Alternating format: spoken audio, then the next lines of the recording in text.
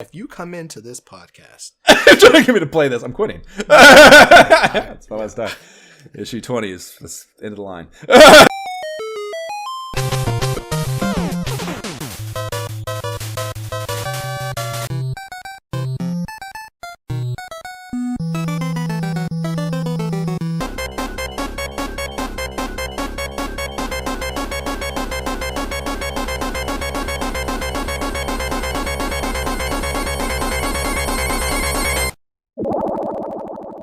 This is the Imperial Schools of Honor podcast. I'm Josh Folan. and I am Jay Baxtron. And we are going to be bullshitting about the formative years of console gaming as we revisit the periodicals that covered it again. Today we are testing our Mega Metal alongside the Venerable Dr. Light as he guides us through Nintendo Power Issue 20. You can find the issue on archive.org if you want to look at the shit we're looking at. I'll drop the link in the show notes as I always do. Please rate and review the podcast if you like us talking about Mega Man and Nintendo Power and other retro video game things. It makes us feel good about ourselves, and I think also maybe helps other people find this podcast. Jay, what are you jamming on now? Man, oddly enough, everything I'm playing, the few games I'm playing, I should say, are all games we've talked about before. The first is Fortnite. I did not choose to play this game. I did not seek after this game. But as things would happen, my daughter was like, hey, you should play Fortnite with me. And I guess like all of their friends are playing it together.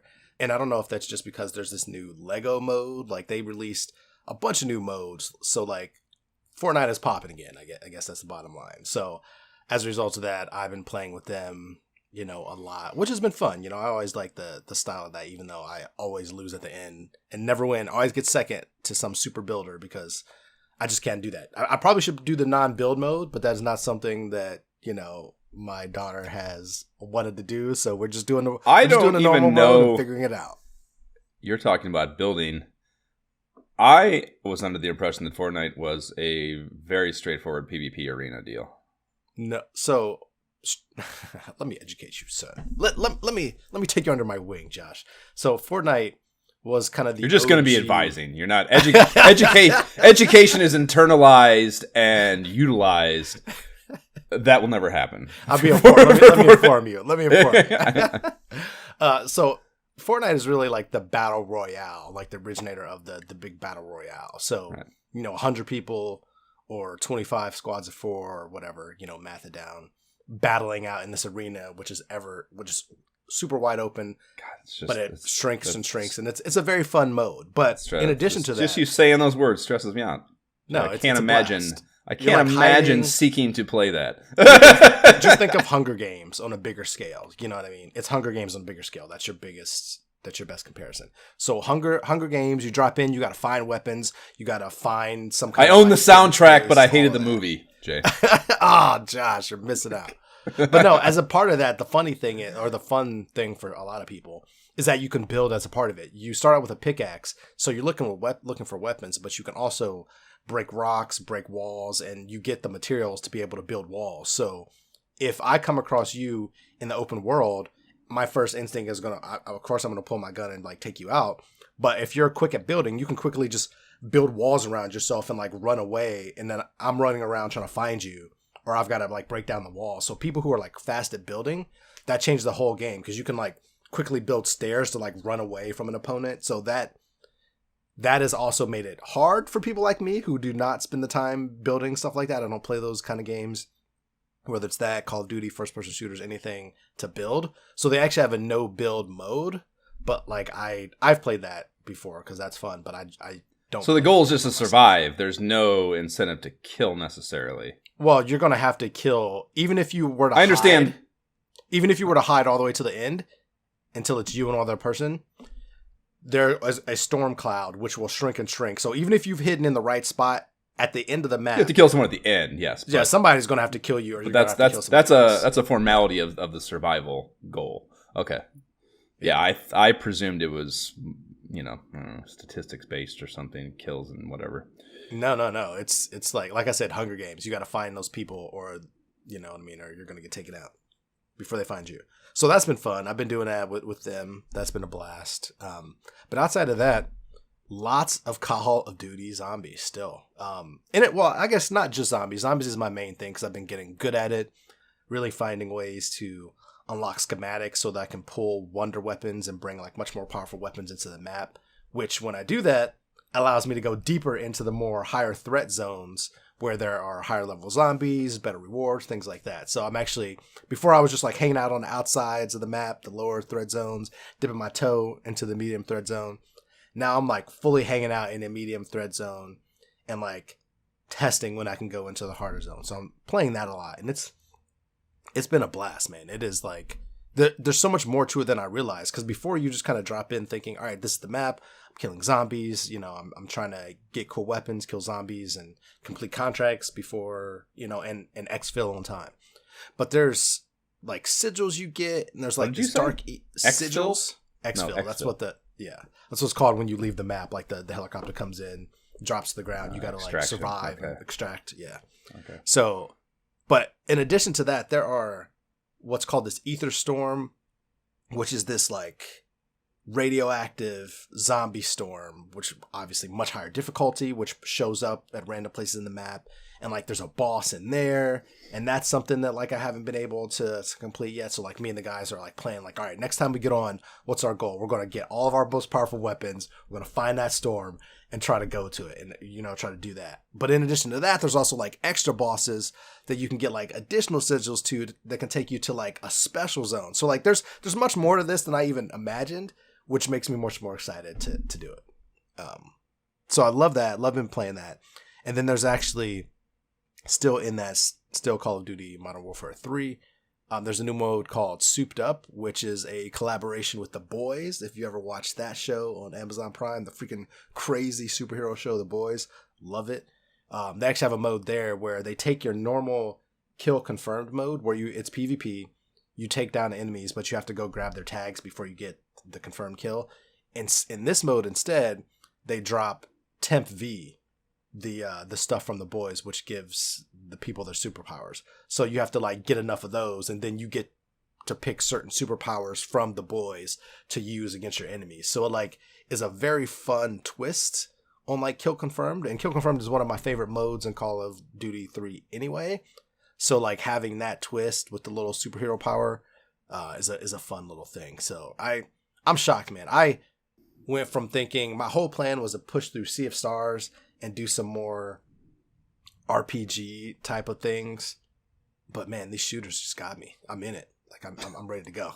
I don't know what to do. Like it's usually like with Halo, it was kind of just my decompress time. Like, let me come home. I've already worked out early in the day. I'm just getting off work. Let me just decompress, play a couple quick PvP matches. But man, I'm like fully invested reading guides, like trying to figure out how to get what the best ways to go about things are. Never thought I'd be that sucked into Googling Clash of Clans map shit on the head. Why am I doing this? What the fuck is the matter with me? They got me, Josh. Why do I even kind of care what the optimal thing for this is?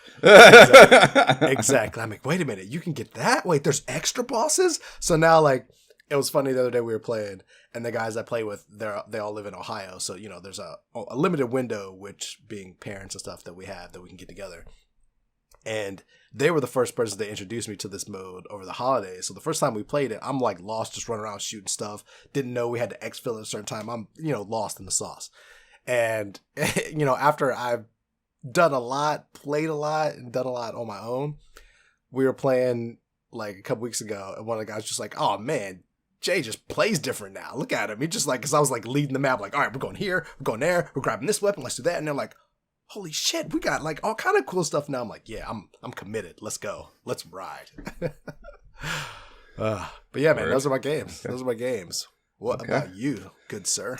Okay, I am similarly held hostage by one particular game and not much else. I have Asgard's Wrath 2. It's all I do. Wow. And like I'll like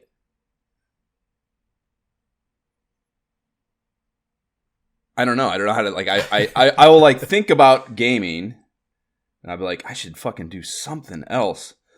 And then I pick the headset up and I'm like, you know, I like walk over to my play area and I put the menu in front of me and like it's just like automatic. I just open Asgard's 2. I don't like there's no It's autonomous. So yeah, I mean, I explained last. It is just beyond massive. I got the second hero character now, which I talked about this last time too. But the game loop of this game is just, oh my god, they have just dug into, and I'm sure it's specific to me to some degree, but clearly it's a widespread played game too, so it's not just me. But for whatever the fuck gets me going in an open world game, this has just dug into the DNA of and is just hooked perfectly. Like the game loop of like unlock a thing, have to go back and do a bunch of fucking shit with that new thing, whether it be a companion character or a hero character or a new resource that you found that unlocks a whole new armor and weapon set or this whatever. Just like the never-ending to-do list population thing is just fucking crack for me. So it's so fucking good. And there's always like, every time I fire it up, you have your outstanding thing, story, like primary quest focused thing, and I'm always, when I can't ever get to it, I'm always like, there's always like, well, because like the way some of the resource gathering shit works, like I told you about that big battle with that Deathstalker Scorpion thing, like that thing only populates, it should be a negative really that it works this way, that like every time you restart the game, that thing has respawned in its spot. So like every time, if I'm trying to collect the shit off that, every time I start, I'm like, well, I'm gonna go do that. Because it's repopulated, and like while I'm playing, it won't be again. I don't think, anyways. I don't know how to redo that. And then same thing for some of these mineral veins where you get a lot of the core metals that are a building block for a lot of the crafting trees. They will respawn while you're playing, but I don't know what the math is to it. So generally speaking, the first thing I want to do when I fire up is go hit all those mineral veins. For right now, iron is the particular metal that is the highest level for crafting that I can get. So I'll go around, and I've, of course, internalized where a nice number of those mineral veins are. So the first thing I do is go hit all those mineral veins too and stack that stuff up so I have as much as I can get for this play. And then I got to go back to the home base and do any crafting I can do and like really get an idea for what else I need. And like, do I want to, I think I told you this too, they have, and this is an incredible quality of life improvement that you can do this, where at the shop now,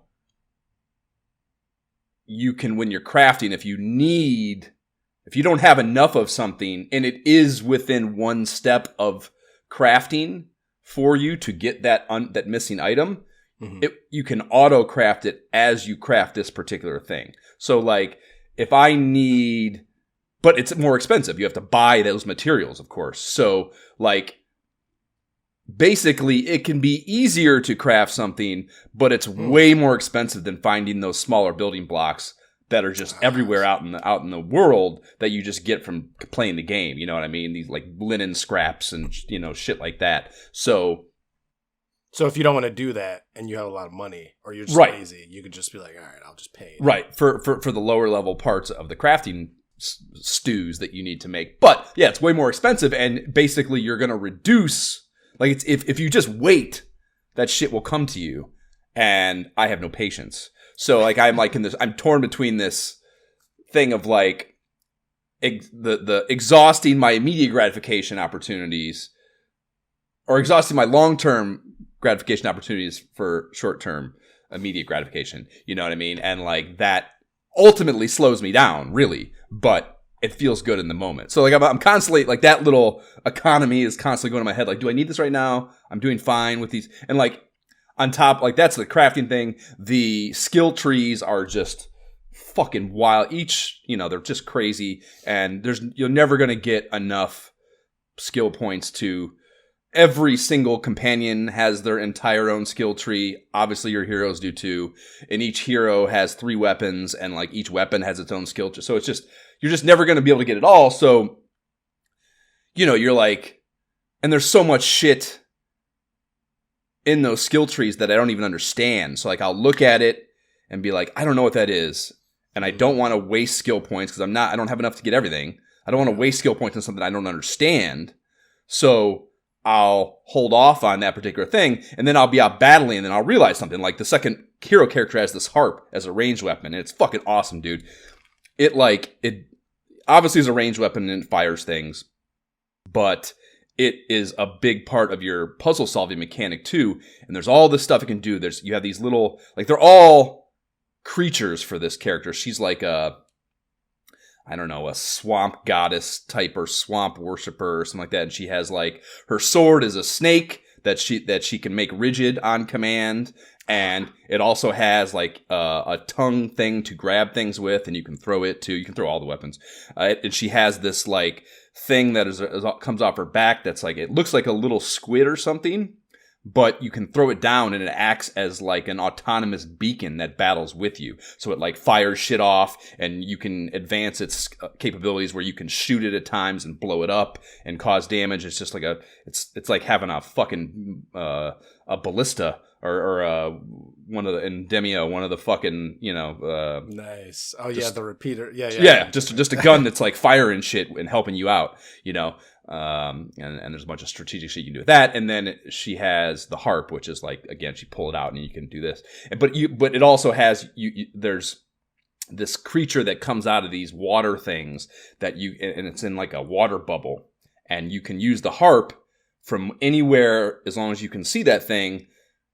You can do the harp and pull it towards you or push it away. So you can basically move this thing around remotely to unlock these little fucking all sorts of things that are puzzle mechanics in rooms and stuff. So really cool mechanic there.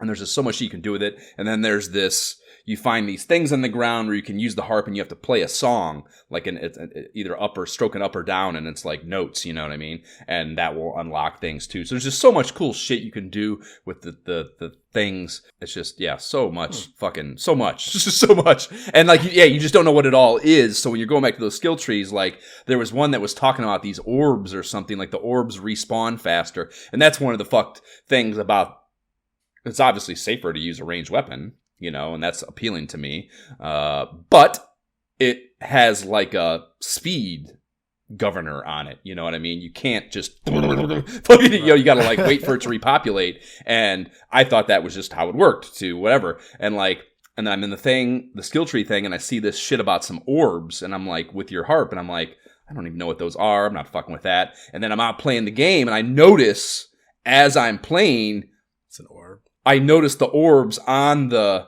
harp strings, and after I fire it, they go away, and then slowly they reappear. And I'm like, oh shit, that's the fucking fire rate skill. I've been ignoring how fast I can fire my ranged weapon because I didn't understand. So there's always more discovery. There's always more shit to learn. There's always a new mechanic. One of those, I was walking around this world that this hero character's designed for so long, not knowing how to interact with one particular thing that little water bubble creature can fuck with. It's like these flower-looking things that it can go into the top of and open up. And like, I'd seen those everywhere, and I was just like, I'm whacking it with swords. If you don't want to look shit up and you want to play it straight and like feel that discovery, there's so much of opportunity for that in that game where, you will have to like by necessity truly problem solve and like learn. And the thing about VR, it's so, you physically have to do something, you know what I mean? It's so different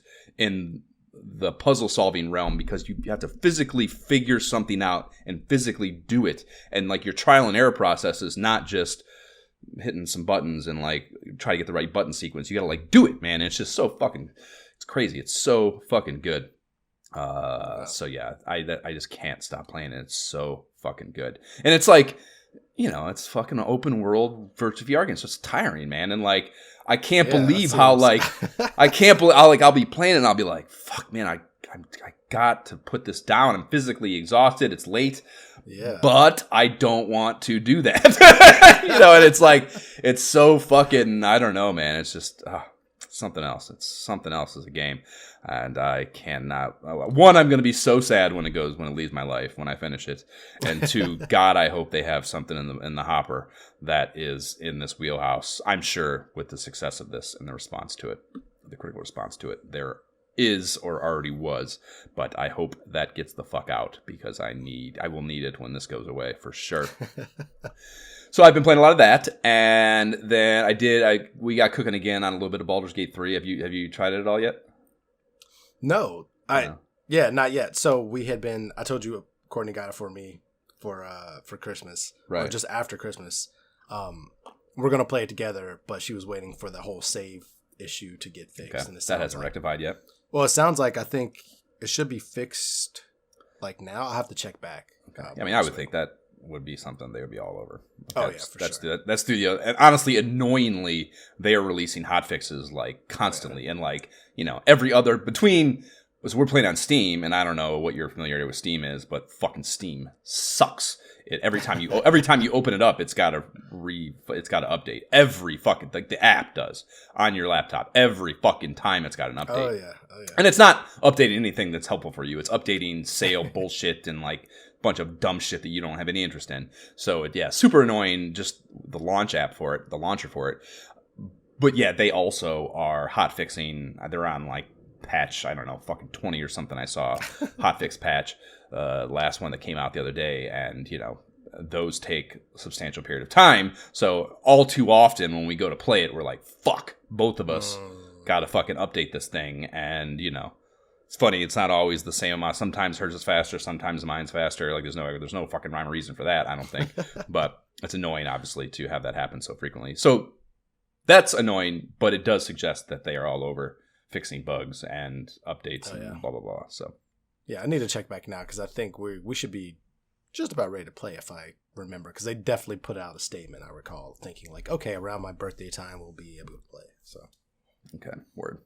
Yeah, so we got cooking on that again. I think we're almost to the city of Baldur's Gate, which I don't think it's spoilery to say it's seemingly acting as I expect it to be like the full third act. So we're kind of, I think, wrapping up. So we got to this battle that we like are just getting fucking wrecked in, and we don't have any clue how to actually do it.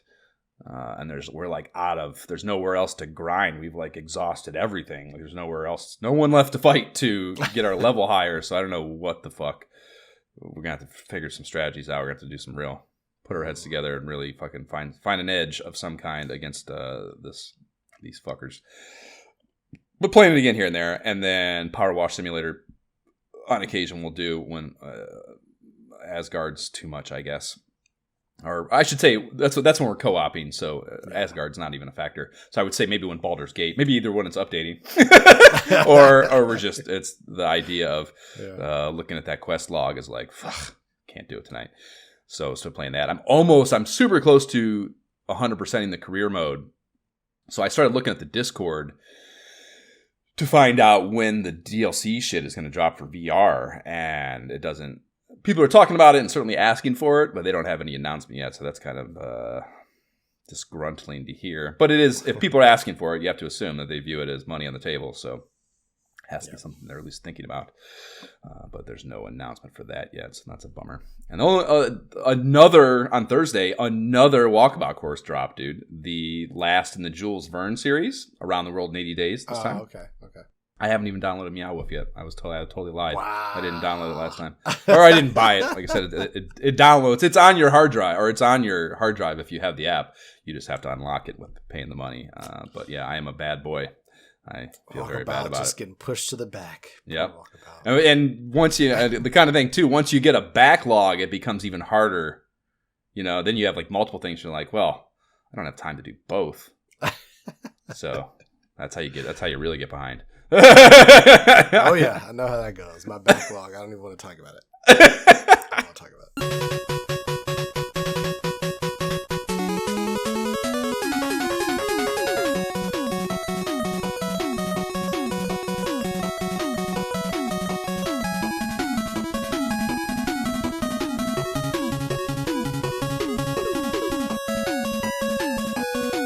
That is the Mega Man 3 title theme. Did I need to tell you?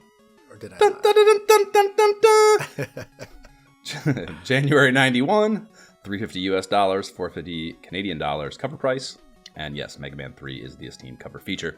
Test your metal on a new Mega mission. And the artwork is Mega and a very derpy looking Rush, the sidekick dog, making his debut in the game, real big in the foreground.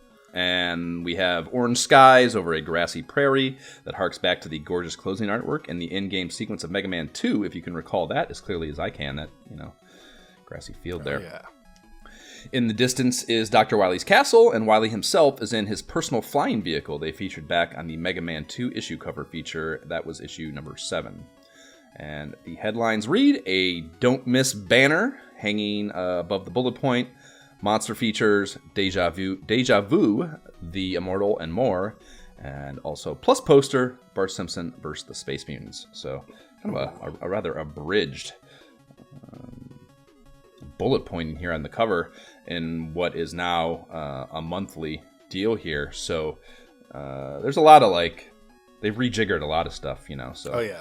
Well, we'll see more changes inside as well. I like it. Right. This becomes like the new go forward format that we would see and know and love personally. Yes. Yeah, it is. It's made a pretty tectonic shift, I think. So as I mentioned in the closing of the last step, this issue was my last on the 1-year subscription I had of the mag as a kid. And it has a special place in my nostalgia filing cabinet in a similar way as that very first Super Mario Bros. 3 one did. I have a half-assed childhood memory that actually getting my hands on this issue was a huge to-do. So I've mentioned before that when my parents got divorced and I went to live with my mom, we stayed in a makeshift joint bedroom we made in the attic of a friend of her boyfriend's house, right? That's the house I was talking about having my first TMNT experience in.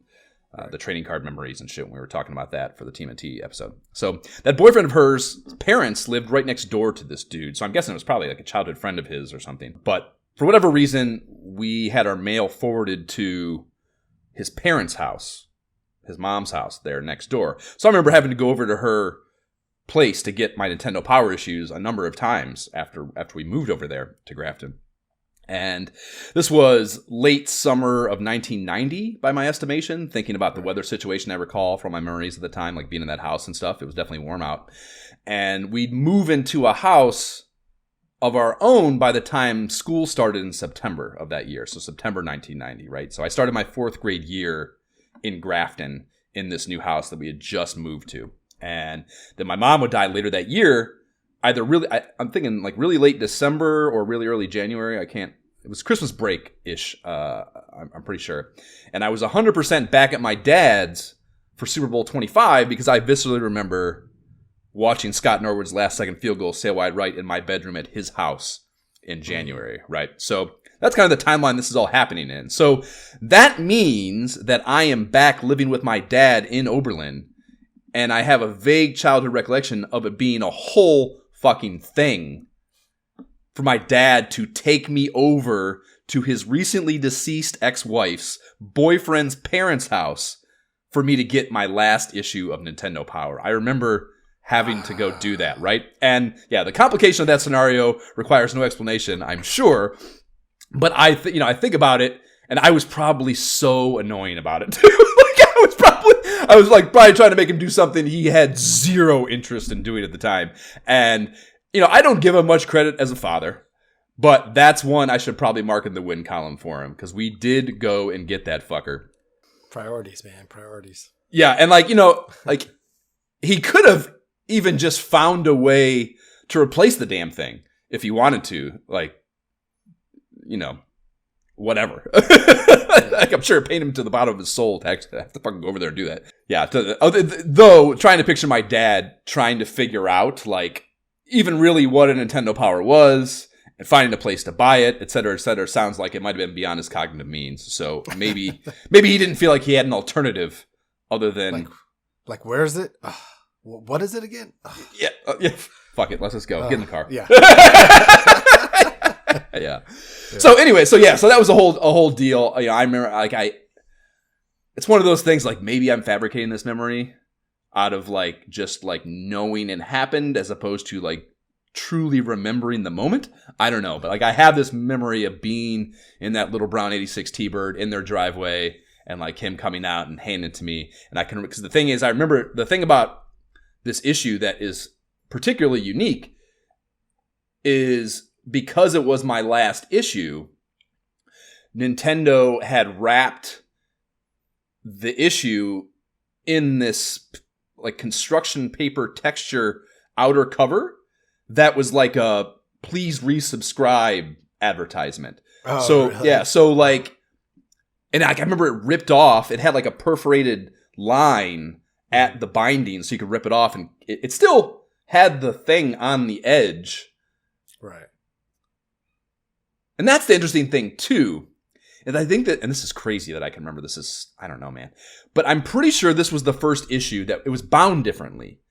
Like the issues prior to this were like a staple in the middle. Like, yeah. Right. And this was like bound in like a glued, like a real tightly packed glued thing. They got professional with it. Yeah. Right. So the binding, like the construction paper wrap didn't come off the binding. It just came off like the cover, you know what I mean? So you could see the cover normally, but it still had the shit on the edge. So that is an interesting thing, you know? So yeah, it kind of fucked up your issue. You know, if you're like I know, I understand maybe collecting this magazine wouldn't have been an idea at the time, but I bet there is I can't believe I didn't think to look that up on eBay. There is probably a subset of collection opportunity for Nintendo Powers, at least in this phase of time, where you can get every one of the issues with an intact resubscribe outer cover. You know what I mean? And that's probably $8 billion collecting endeavor, but the possibility does exist. So I remember that ever so viscerally, is having that hand to me and being like, what the fuck is on the cover here? You know? Now, yeah, I did eventually tear mine off, I remember, for whatever reason. Certainly not to resubscribe. I think it had like a card, you know, a postcard on it to mail in. But yeah, I did not resubscribe. So you know, obviously a pretty big memory in my mind, this issue, to say the least. So moving inside said mag, we get the very 90s neon Team Powerpin mag subscribe ad before starting shit off with a new feature called Powerline, accompanying the masthead. And this is going ahead of even the TOC. So they're again, talking about the rejiggering, they're really trying to hit us in the mouth with this. And it starts off with the official in-mag confirmation. You are now holding a monthly rag, closing the thought out with settle in and buckle up. This issue is packed with surprises. And then it's all bullet points with short blurbs highlighting the things they're most excited about, or at least want you to be most excited about as far as what's in the issue here. And the interesting thing about this is it's across the staples from a now condensed TOC design that only takes up one single page, where it previously had been a 2-page spread for the table of contents. And, you know, the actual design, it's like very much the same look. It's just less negative space.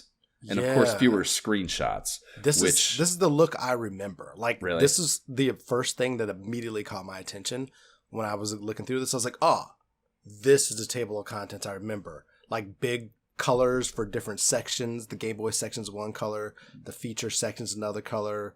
You know, special ports is different. Like, I like it. Like, immediately just jumped out and brought me back. Like, yes, I remember this. See, I don't think to me it's not an upgrade. Because I think they don't show the poster here anymore. Like previously they would have like a little box that would have the poster, both the front of what it is and what the map on the back is, and which is a real drag for me in particular as a podcaster in 2024, because now I try to find the exact posters featured in a particular issue, and that becomes much more difficult now, basically. So, you know, I was able to nail down the Bart Simpson versus the Space Mutants poster, luckily, via Googling around, but it was certainly more work and not nearly as easy as it had been previously, because they would have a picture of it there, you know. Well, let me tell you something, Josh. Young Jerry, who is going to the library or the gas station or wherever I'm at before I'm able to like see these regularly, loves this format because the colors and the different sizes allow me to more quickly scan and see what this issue has, what pages I need to turn to for the limited amount of time I'm at the library, and or whether or not I even need to continue looking at that issue.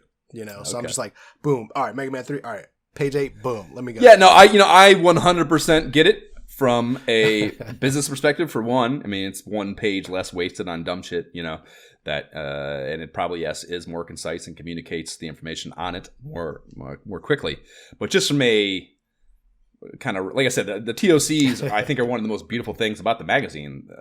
They always have been. So to me, it is a reduction of a beautiful piece of art on a monthly basis. And to me, the artist in me does not prefer that. But I get it. So yeah, I was able to nail down I actually found it in a subreddit that I didn't even know existed, and I can't believe that were the case. But there is a subreddit called Retro Gaming Magazines, Jay. I fucking need to be posting in there more frequently with this podcast fucking subreddit account. But the link to that is in the show notes if you want to check it out. It's very well frequented. Almost 10K game masters are subscribed to it. And yeah, I love that. That's one of my favorite things about Reddit is that it lets you, as the subreddit moderator, put whatever text you want next to your subscriber count. You know what I mean? So you can call the people that frequent your sub whatever you want. Am I spacing? I don't think I've done that for ours. I don't know. I've added little flair things and stuff that are pretty fun, like whether you can tag whether a post relates to either Nintendo or Sega, and then either a main quest or a side quest. I guess I should add the other quest options too, but yeah, I don't think I've changed what the subscriber's name is. Anyways, that's fun. The poster is dope. Bart featured with a badass skateboard deck in one hand, spray paint in the other, and wearing his X-ray glasses pushed up on his fard. And then there are aliens coming out of flying saucers in the background, the whole family looking up at it all in horror from down below. And on the back is a continuation of the Deja Vu map and feature that we will talk about here later in the mag. Player's Pulse is next, and it still remains unscathed. It does a 2-page kickoff with the mailbox, and it is fielding a themed letter pile, and that theme is globe-trotting Game Boy players. And the first letter is a pretty heavy hitter. It is Steve Wozniak of Apple Computers fame, and he leads this shit off in the dawn of the monthly Nintendo Power era. He's bragging via double entendre, no less, about not only his first 400K plus point, 200-line Tetris score, but also the fact that he achieved those great heights on his Game Boy while flying in a Concorde jet on a transatlantic flight between London and New York at around 53,000 feet. And this is accompanied, by a picture of him holding his Game Boy on what I assume is the plane. And he also mentions that he had a score higher he's had higher score accomplishments that he logged while at more peasant tier heights above sea level, a 507K bedpost notch back on July 26th. And they note that he topped the past November issue's Achievers feature. So I flipped back to that, and he is indeed the headliner there with that 507K number. So he is probably a pretty avid reader of Nintendo Power. I would estimate that he's doing all this correspondence with them. Right. That is pretty cool. I was like, is that really him? And I was like, yeah, that's clearly him. Like, yep. Yeah. Yeah, very cool.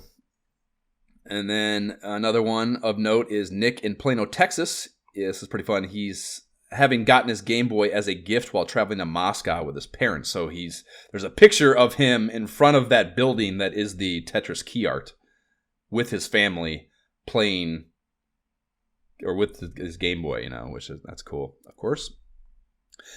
And then the next one is from a mom telling us her husband took their kid's Game Boy to Saudi Arabia when he was deployed to Operation Desert Shield. And I actually forgot reading that. I was like, Desert Shield? I thought it was Desert Storm. Yeah, I had forgotten there were two code names. There were two, man. Yeah, for that whole deal. Shield, and then the Kuwait invasion was Storm. So yeah, Shield was considered to be like the building up of forces in the region, and then the Storm was the actual invasion or defense of Kuwait being invaded. So that's interesting. And then the last is from the Frat-tastic Theta Chi chapter at Eastern Michigan. And man, despite the Chi dudes, like right, despite the weather and girls being gorgeous on their South Padre Island spring break trip by their own admission, they claim to have stayed in their hotel room playing Game Boy, and that's wild. They've also named Luigi an honorary brother of the fraternity and included a doodle of him holding a Theta Chi flag. Cool flex, bros. Cool flex. Yeah, I kind of try to picture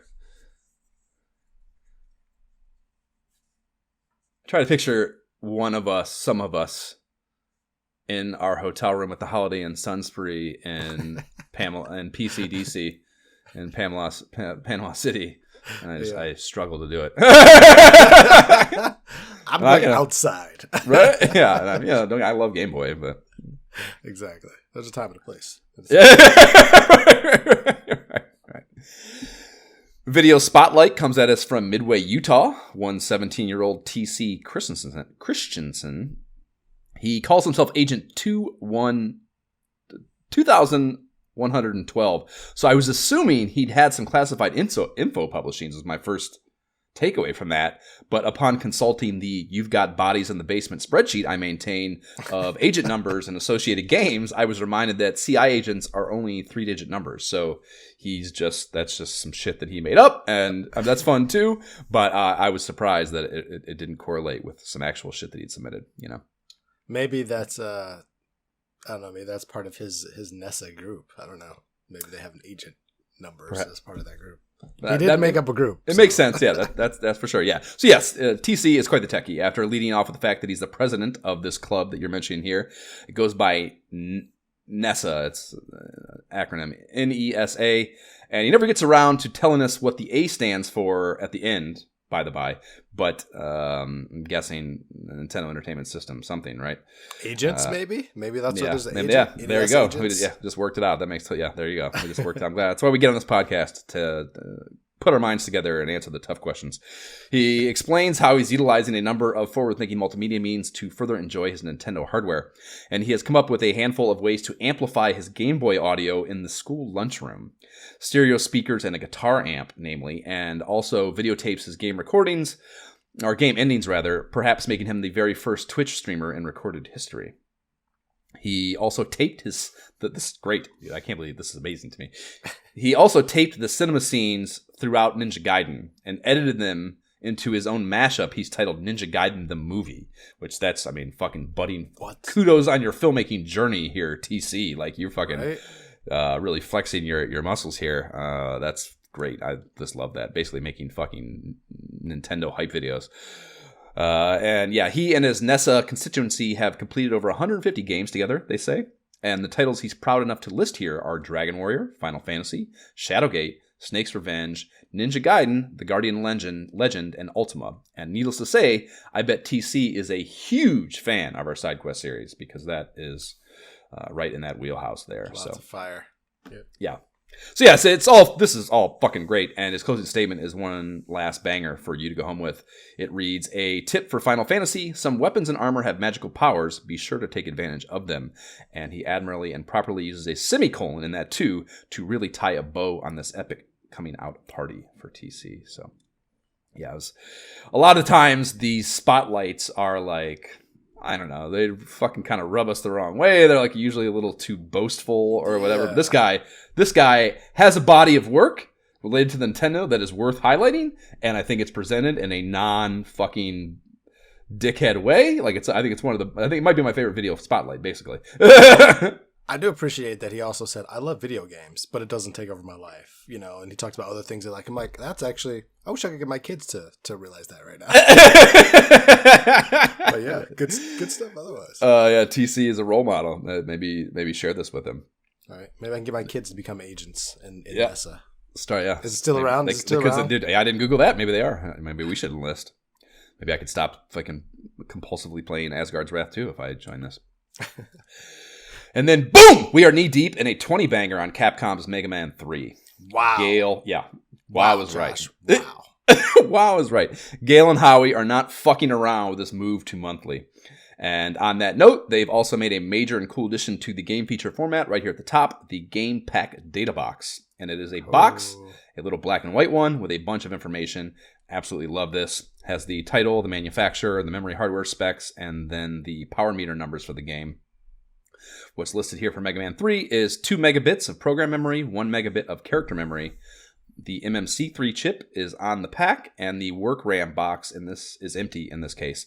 These particulars will be explained in a huge game pack tech feature that follows this, and that is a stroke of masterful mag layout and editorial design, I think, that they put it here in front of you, pique your curiosity, and then properly and thoroughly explain what the fuck it means immediately following. Like, that's a very good choice, I think. As opposed to if they'd have put that first, a lot of kids have been like, meh.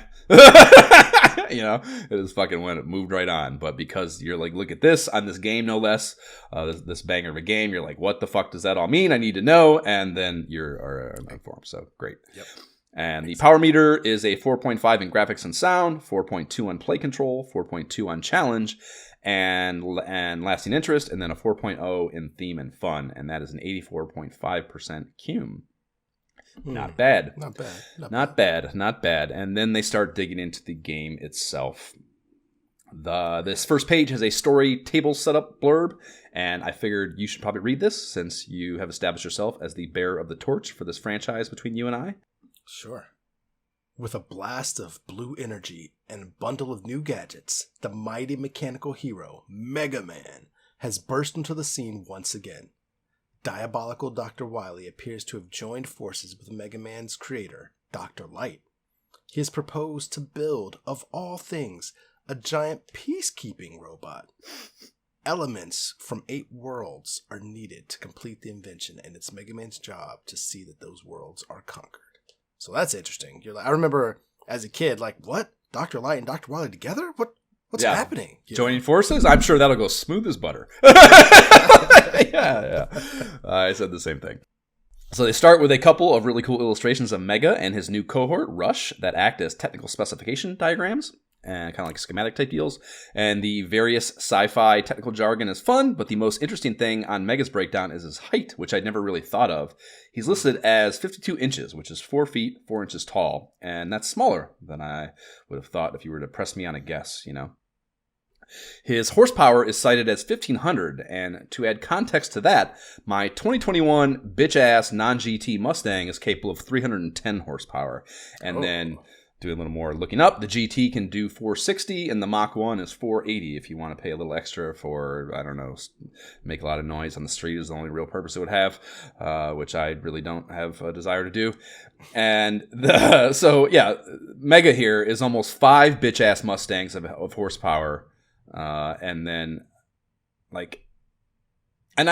is that his movement speed or just the machination power of all his movement mechanics at any one time or what? I don't really have. It's got to be all of that. Like his from his magnet joints, his hydraulic suppression, the pressure pump in his feet to be able to spring and jump and run. You know what I mean? Run and slide and all that. It's got to be the combination of that. Okay, well, you saying that, I think puts you in the same place I was at, which is I don't really have any idea what horsepower means. Not at all. Right. Not at all. On all the commercials, I always took it to being like, okay, if back in the day we had rode horses, it would take 12 of these horses to, you know what I mean? That's all. That's kind of the idea, and that's kind of what everyone thinks. I think, you know, but that is not by any length the technical breakdown of it. So I looked it up. Horsepower refers to the power an engine produces. Yes, of course, that's what we're saying. But the actual calculation of it is through the power needed to move 550 pounds. I don't know, that seems like a very arbitrary number. Maybe that's what a wagon with a particular thing in it weighed back in fucking 18 or 14, whatever it would have been. Who the hell knows? I don't know. But 550 is the number they chose. And what it probably is actually is pounds. Well, I don't know. Maybe not, because that is probably the older one, as a metric is newer. So I was going to say maybe that equates to something much more specific in metric that would be a more round number. I don't know. But whatever the case, it's 550 pounds to move that weight in 1 foot in 1 second is basically what a horsepower is. So the power needs to move 33,000 pounds 1 foot in 1 minute if you want to do a more larger conversion. So the power is gauged by the rate it takes to do that work. Which I hear all that. Okay, doesn't exactly. I still have no right. Yeah, frame of reference. 550 pounds. I don't know how much is 550 pounds. Like I bench Right? On a good day, I'm benching 225 a few times, maybe like. That's half of that. Less than half. On my best, I was able to squat 500 pounds. Like at my best, but that's still not quite it. I'm on a benching. I'm not really moving it anywhere. It's just pushing it up. Like, is it going a foot? Like, I guess you're moving it a foot. But is that kind of? It didn't specify whether it's a foot, fully against gravity, or a foot. Ooh. Parallel to gravity. I don't know. Yeah. So then you got friction. I don't know. That complicates. Yeah. We're gonna need Einstein to come here to crack this nut, I think. But I guess we all have a little bit better of an understanding now, and that's all we can do is try, Jay, to grow intellectually. Rush is, of course, a robot dog, and they go into the 3 forms of his that can be unlocked in the game. We have standard dog shit, a submarine vehicle for underwater sections, and then a jet to fly over things. And the standard dog can fire Mega into the air up to 4 times his normal jump height, it says. Yeah. So like a dog trampoline. Both Mega and Rush have solar panels, so they are considerately designed by Dr. Light with their carbon footprints in mind. I commend you for that, Dr. Light. Next page breaks into Mega's mechanics, the robot boss weapons you can acquire, and a breakdown of the in-stage pickups throughout the game. Maybe most chiefly controversial in Mega Man games, is the order one tackles the stages and robot masters, and the Nintendo Power team provides their recommendation here, no cap. It reads, Magnet, Hard, Top, Shadow, Spark, Snake, Gemini, Needle. And I have literally zero opinion on the matter. I haven't played this game nearly enough to have my own patterned deal. But if this sends you into an emotional tailspin, Jay, by all means, please do plant your flag on where they are errant here before we move forward. Man, I'm okay with this. It does not throw me in a tailspin. Yeah, it's fine. It's totally okay. Okay, word. Yeah, there's there are multiple ways you could go about it, right? And that's the beauty of these games for sure. Yeah. But I imagine most seasoned players have definitely a track that they prefer. Oh yeah, you're like I gotta have the one that's gonna nuke the freaking boss at the end in 2 hits. Right. But it's that's why these games are so good though, is because they have a distinct effect on how you might play a stage too, And of course, boss is the chief utility. Each one is going to have a stronger effect on a particular boss, and that's huge for navigating this game. But there are little nuances, and the nuances of a stage, the things that bother one player don't bother another, and yada yada yada. So there's just so much customized opportunity for your track to this deal, and that's really great about these fucking things. They then dedicate a full page to each stage and its robot overseer battle, maps, tips, puns, etc. before getting into the Doc robot stages. And it's kind of a bummer, man, that I credit this magazine so frequently with not doing this, but they spoiled Dr. Wily's turn, man. I agree. Like first of all, just to put it out there, Metal Man, you gotta go Metal Man first. I just gotta put it out there because having that metal blade, OP. But I agree. When I was so excited reading through this feature because it's such a big feature, and I feel like I definitely had this issue or read through this issue and was like, oh, look, so much Mega, it was great. But once I got to Doc Robot, you're right. Once I got to Doc Robot, I was like, oh, they're laying those out too? I was kind of surprised at that. I was a bit bummed at that as well.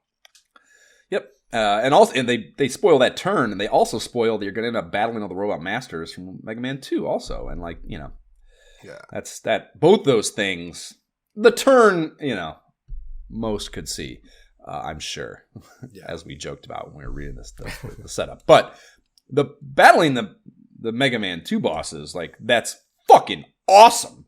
But that should be an awesome discovery too, I think, and not something spoiled here in the mag. I hate.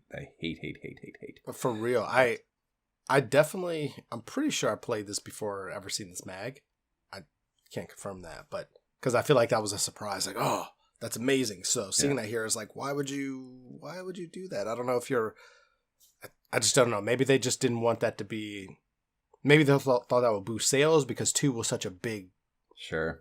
deal? I don't know, man. That's probably a decent explanation. Also, they probably their whole deal. I mean, Howie, not to spoil Howie's letter at the end of the magazine here early, but they were very excited about what it's a noted thing that they are scaling back the number of features and increasing the scope of them. So, like you said, this is a 20-page epic. It's got to be the biggest one we've seen.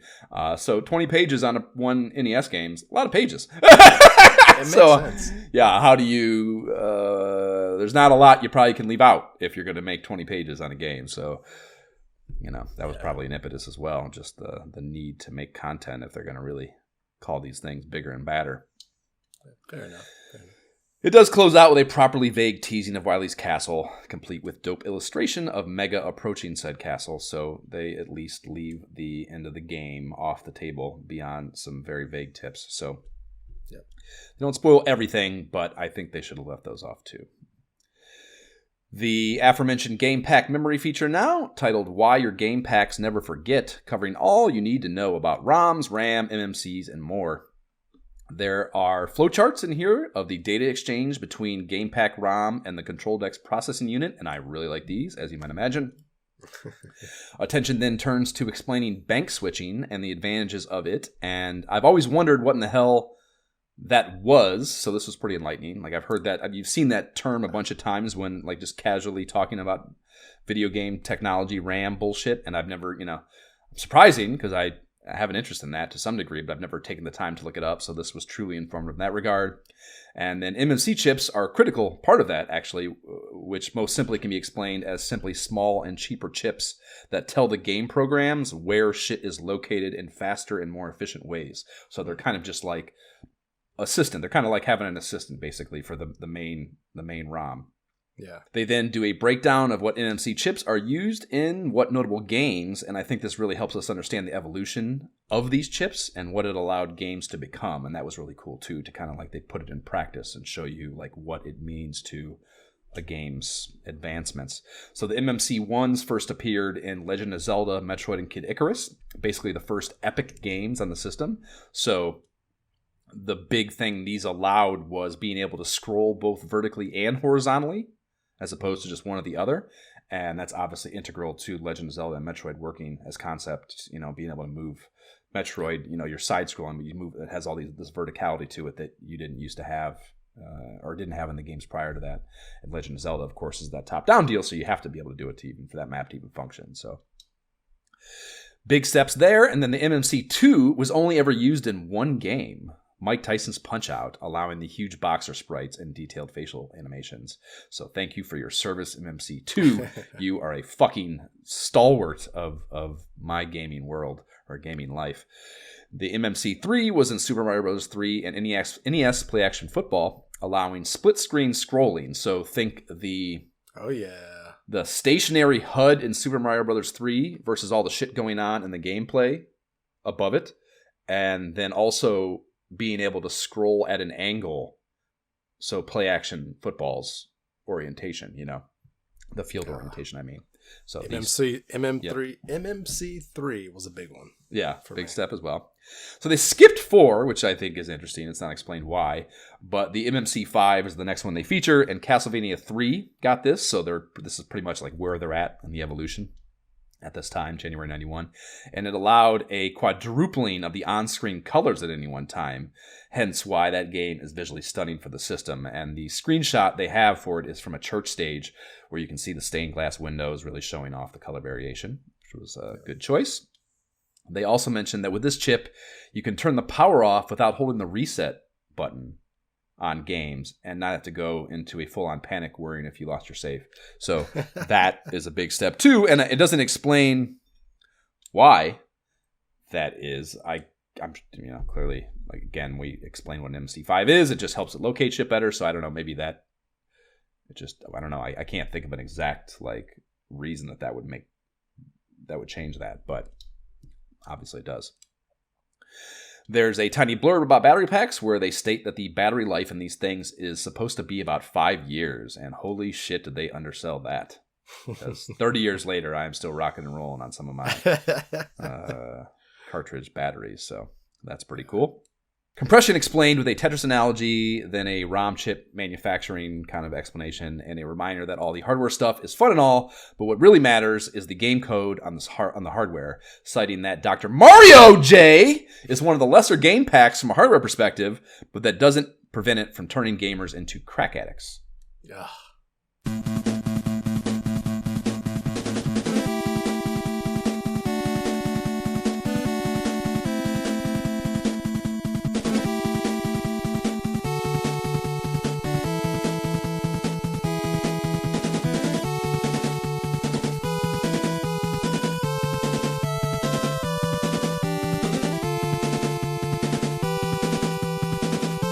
That is the Ninja Gaiden 2 Act 1 theme, bringing us into the meat of the Nintendo Power 20 sandwich. And we start here with an 8-banger for the Immortal by way of Electronic Arts, a November 90 release that continues EA's PC port craze of this era. We've seen so much of for both systems, actually, the Genesis and the NES. And it's a real-time action-adventure RPG set in an isometric dungeon, and it looks and feels way ahead of the times on the surface. I was going to say, I bet you love this. I bet you're like super into this. I bet. That's my prediction. You're super into it. You're like, this game's, there's so much here. Like, it's going to be great. I bet it's great. It's fantastic, Jay. What do you think? On the side, what do you think? We could probably superimpose that same conversation we just had offline about the Bills onto this conversation, because yes, on the surface, should be. The data box cites it's a 1 megabit by 2 megabit cart with an MMC3 chip. The power meter goes 4.3, 3.7, 4.2, 4.3 for an 82.5% cum. Yeah, very strong cum. The key artwork here depicts a robe-adorned wizard in heated battle with a troll, and the wizard is more, I would say, glam rock guitarist than Solstice's WWF wrestler. Right, wizard. The artwork, just the illustrated artwork in the mag. I mean, he's got a flowing mane of blonde-dyed hair with dark roots, huge hoop earring. You know, right? Very and different. A swashbuckly sword in his left hand. Right. They then have a breakdown of a few enemies you'll encounter and do battle with, as well as the many traps you'll come across as you trundle around in these dungeons. And that's what I remember most about my attempted plays of this in the past. Attempted this before? Well, yeah, I didn't think I had got access to the NES one as a child, but I certainly, just as you pointed out, this game is like peak. Oh, Josh, check this out. So, I certainly have tried to before. But the dungeons are just exhaustingly loaded with traps. And the NES cannot really manage the graphical fidelity required for it to feel good trying to deal with them, in my opinion. And honestly, as I've said before, even the Genesis port of this, even that is not, it's not, there's too much shit going on and it's too shitty feeling with the traps and stuff to feel good, even on a 16-bit system. So as you can imagine, on an 8-bit system, it's worse. And this is just, I don't know. If you look in the mag here, the special tip at the end of the traps breakdown there is telling you that you have to approach the ladders that go down. So to move through the levels of the dungeon, there's like these holes in the ground with the ladder on one side. And if you approach those pits on any of the 3 sides that the ladder's not on, and that shitty little tiny pixel depiction of a ladder, you will just fall in the pit and die, And like, I don't know, over punitive dumb shit like that is very much the vibe of this game. And I've always felt that way about it. And it's just not satisfying. Interesting. Okay. Yeah. Posting shit on the, you fire it up and they show you like the opening demo, if you want to call it that. It's just, it's an interesting choice for a demo because it's just like a bunch of random imagery kind of from the game that maybe they think looks cool, I guess. But one of the things they show you at the end of that sequence is, I'm guessing it's like the final dragon at the end, because I think the whole goal of this is to get to a dragon, I think. So it might be the final boss, and the fact they show you that in the fucking demo sequence is awful, I think. But in that, you're like standing on this rock in front of the dragon, and the dragon just opens his mouth and just fucking shoots fire out and just vapes your character and you die. And it's like, I posted that on the socials because it's hysterical. So like it goes like it does that, and then it cuts to just like the immortal designer credits, you know. And it's just like, I don't know, it's such a succinct communication of what this game is like, you know. Just like a no hope death whatsoever. Just letting you know ahead of time. This Right. is what's going to happen to you. Right. Yeah. Yeah. One of our disciples was like, yeah, it's the most ironically named video game in all of history, like the immortal, great. You know, because you're not immortal. You're very, very much immortal. Yeah, the diametrically opposed opposite of immortal in this game. I mean, I did die to the same hole probably 5 times in a row, and I was like, what is happening? I just walked around it. Like the first 3, I laughed the whole time because I was like, this is funny that this happened over and over. The game looks so weird to me, to your point, but I could understand. I could see how some people could get into it. It looks like it could be good, could be deep. It is, man. Yeah, the people that take the time, I think, yes, because once you understand all those mechanics, and like, yeah, I watched this review. I found a woman who did a review of this and Shadowgate. Actually, she did a video. The theme of the video was these fantasy games where dying is the thing, you know, and Shadowgate and Immortal were grouped together. And I think that's very fitting, very much the case. Like that's part of the game loop. You're supposed to. I think it feels less bad in Shadowgate because of that UI design of the game. It's like the step-by-step you save. You just go back to the room. It's not real time. You die with real-time fails in this, and that makes you feel like it's skill-based, even if it might not be. And I think that is why this, to me, feels shittier than a Shadowgate, you know? So that's my takeaway with that. Yeah, it's just not... There's so much, too. Like, even in like that first room, like, you like get that story blurb about it's like it's incredibly interesting. Like that, right, yeah. You know, like that the it's like intended for someone else, this Dunrick or whatever. Yeah, and that's not your name. Right. So you're piqued very much. It's a great job of storytelling. So like I'm sure the story told on this game is fantastic. That's an incredibly good opening blurb. So that's all good. And then you find the guy in the next room. So it like kind of pays that off right away and tells you, okay, so this is the guy that was. So you're here doing someone else's quest, kind of, you know, like, it's very, the storytelling is good and I love that, but just the gameplay is just so obtuse, man. Yeah. So yeah, trying to line up your shots and it's because of the layout. I wanted to like it. That's why I was like, I could. Did you get into any of the battle? Did you get into a battle? Did you try? I got into several battles. Okay, man. yeah. Are you kidding me? The first time I wasn't really understanding what I was doing. It just felt like I was duck crouching, half swinging. I was like, what is? But then like I won the battle and then I realized, oh, okay, this is a different movement. This button combination is me swinging. I got kind of more used to it and started taking people out. So I got kind of the flow of it. I would never say I'm easy. I would never say it was smooth. Right. Yeah. I would never say I gotten good at it, but it is when that first battle you're like, this is horrible. Like it looks awesome. Like these huge sprites, you know, it looks like it's going to be fucking awesome, but it's such a stilted thing. Cause it's not, your input does not really correspond with what happens on screen in the way that most real-time battling on the NES does. You know what I mean? It's almost like Rock'em Sock'em Robot style. That's a great analogy. You know, fantastic only the arms analogy. Can move left and right too. Right. It's like, each move is static instead of like this smooth kind of Street Fighter 2. You're kind of, maybe another good analogy would be the Dragon's Lord arcade game where you get a problem and you have an option set of just like hit a button or push a direction. Like you just need to do a thing here that is an input. It doesn't necessarily make you feel like you're doing it. You're just giving a command to this disembodied sprite on like, screen. oh wait, left and B is like swinging, but right and B is a duck. Okay, all right, wait, but I need to.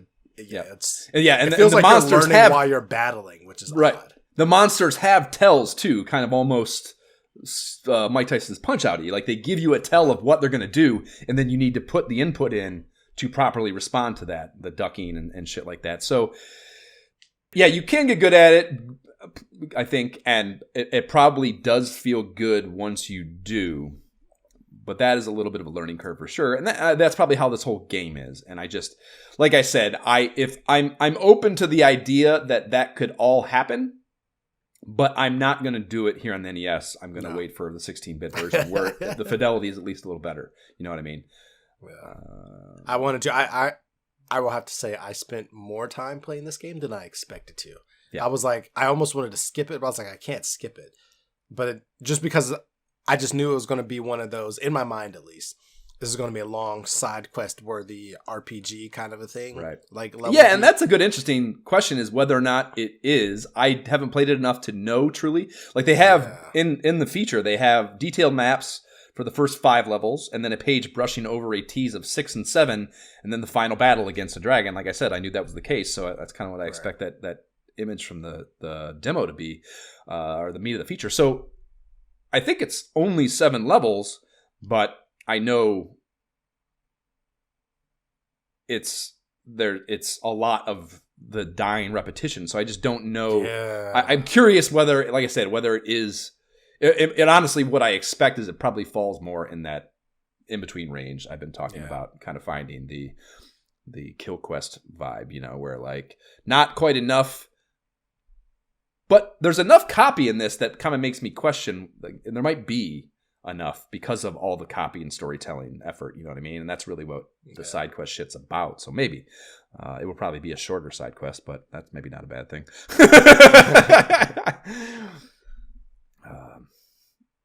Yeah, and it's not just, there's also puzzles too. Like there's a lot of, I guess anyways, I didn't encounter any because I couldn't stick with it that long. But doing reading and watching videos and stuff, there's puzzles too. There's like, it's in the demo. You might even not notice it's doing it in the demo because of how shitty the graphical fidelity is. But there's like using your staff to like maybe bend a light beam to hit something, like that kind of shit, you know, like Raiders of the Lost Ark type shit. You know, sunlight hits a beam and fucking opens a door or whatever. So there's like, you know, I love that shit too. So there's a lot here that probably is pretty good if you can get past the feel of it all, you know. Yeah.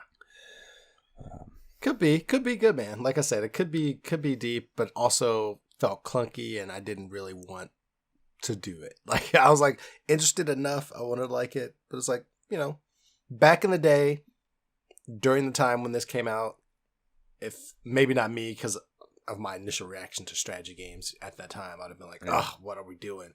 But you never know. I might have gotten into it because I got into like Gauntlet 2 and loved, you know what I mean, depending on the type of game it is. So yeah, sure. Yeah, this is this very different feel than Gauntlet 2. Much more shit going on to do it. Yeah, a lot more shit going on. They real cool. Those battles we talked about. That's actually my track for this game. The battle music from that is really dope.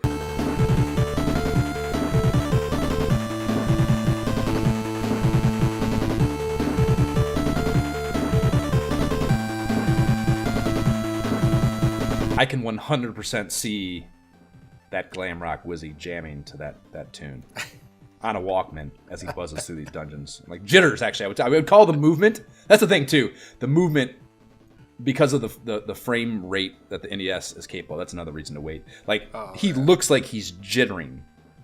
It's like a very stilted... Especially if you're hitting multiple, thinking you're doing different things. Right, yeah. It's tough look. Very tough look. And this is a game, I think this one, you're talking about, like, yes, all these building blocks are there. It's just the kind of your engagement of them that sucks. Like, this is the kind of game that a remastering of would be really dope. That's like, exactly what I was thinking. Yeah. Yep. So I guess I was curious enough about that to look into that. In 2021, there was a release from a company called Q-Byte Interactive, which is a Brazilian developer that seemingly does a fair share of this kind of thing, revamping old games for modern consoles. And I watched the video, and it looks like maybe at best a 16-bit tier look to it. And I'm sure it probably has some quality of life improvements that make it a little less friction to engage. Like, I think you need to like really. What would be good with this is like a true like in Unity remastering. Obviously, I prefer VR, but whatever. Just a true remastering in a modern engine. That you could really do some dope shit with this, probably. For sure, I agree. If you have any VR development ties and/or capabilities, please do reach out and let's talk about making that happen. That'd be dope. Disciples, yeah. Next is classified info, and there's plenty of goodies in here. The first one is recent ISOH Game App alum Castlevania 3, and it's a bonus Belmont's code. Enter your name as Help Me whenever you punch in your password, and you will start the play with 10 lives. That's pretty cool. That would have been helpful. Yep. Next is a Final Fantasy thing that I am absolutely livid. Both Jab and I forgot. And did not talk about on the side quest. So it tells of an invisible man you can talk to in a room north of the Queen's Chamber in Kyneria Castle. So the first castle you get to. So you can walk up to what looks like just a blank tile and hit the engage button, and the dialogue you get is the princess was looking for you. And they also mention in this that this dialogue changes once the princess is rescued, but they don't tell you what it becomes, unfortunately, here in the mag. And as with all things Final Fantasy, a little Googling, and you'll find there's way more about this that the superfans have dug up and published on the wikis than you might have guessed. So this NPC sprite is invisible because of a bug that they have discovered. And normal programming in the game makes NPC sprites inside rooms only visible when you go inside the room they are located in. Or inside any room, I guess, but they have to be on screen in a room, and you have to go inside of a room.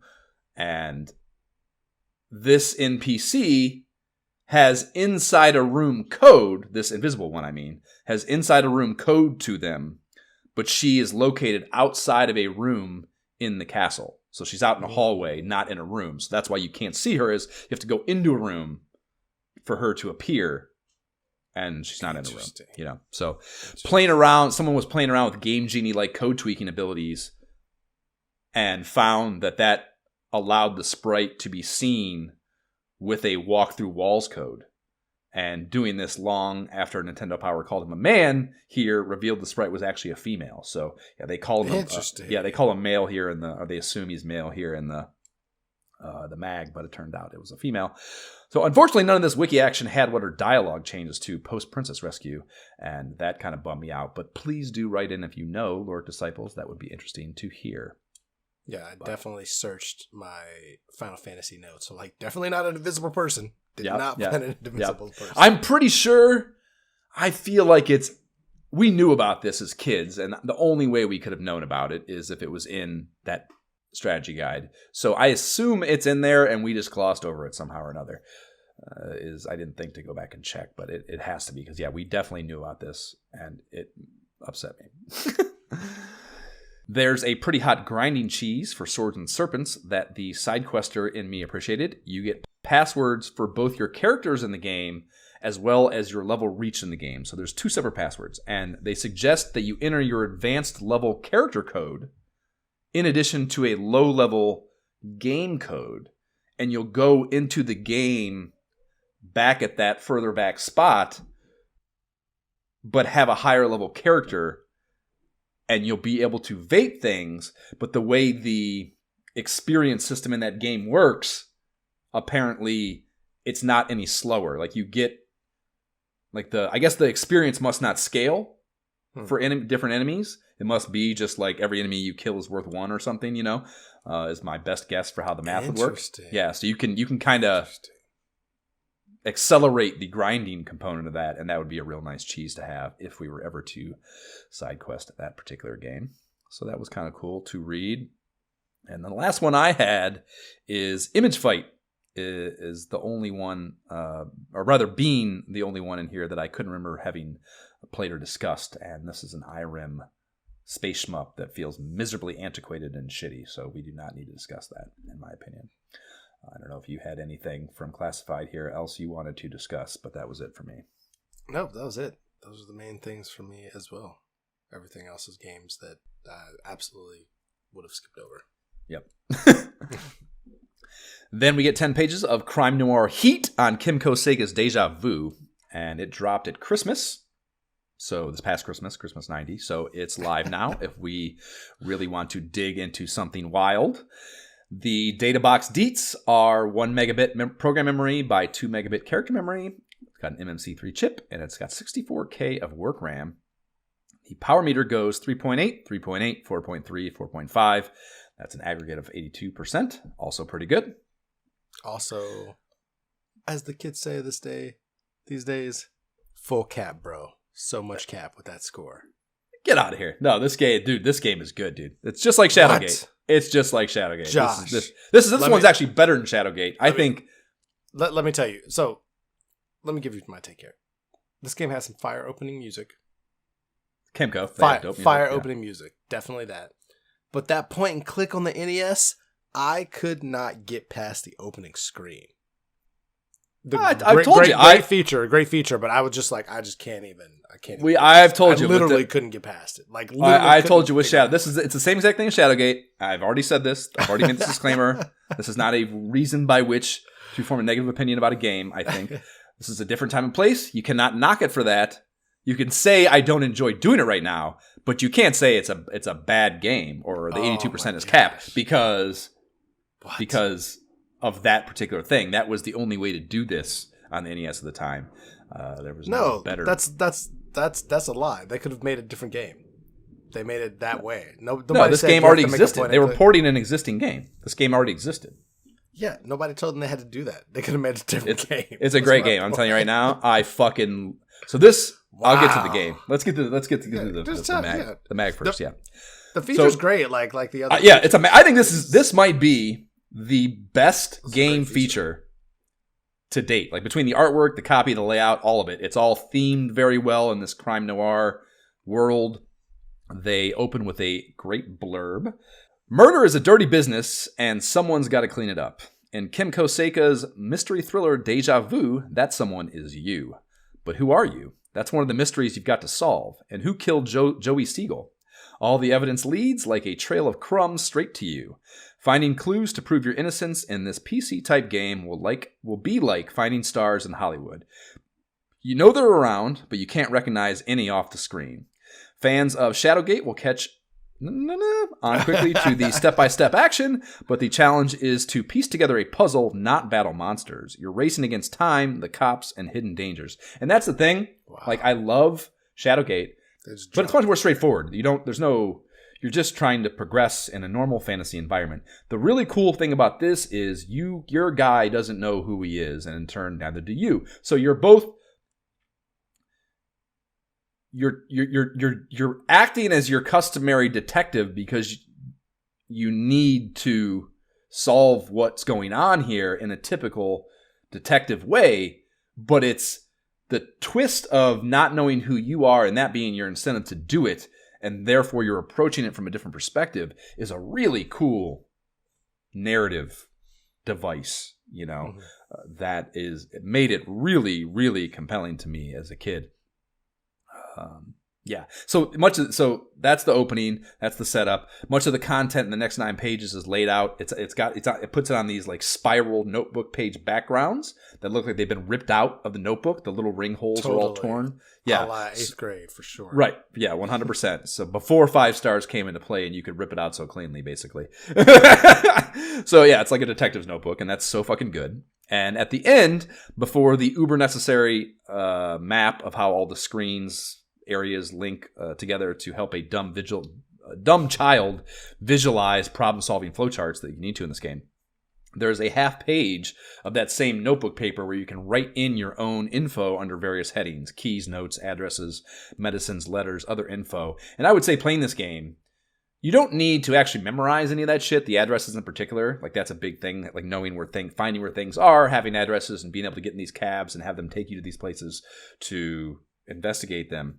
That's a big narrative part of this game. So you don't need to memorize that shit. It saves them. But it's still elite Nintendo power layout design, and surely helpful for some of the aforementioned dumb kids playing this opaque video game to be able to write that shit down, just to remember helps you just literally remember its existence that you write it down. 100%. Just that muscle memory. So yeah, very fucking cool layout. And then the actual copy they pack this banger with is divided up into 2 sections. It's got Diary of a Gumshoe and The Case History is the way they title them. And the first acts is a semi-subtle hint system, posing questions you'll need to answer to progress in the game.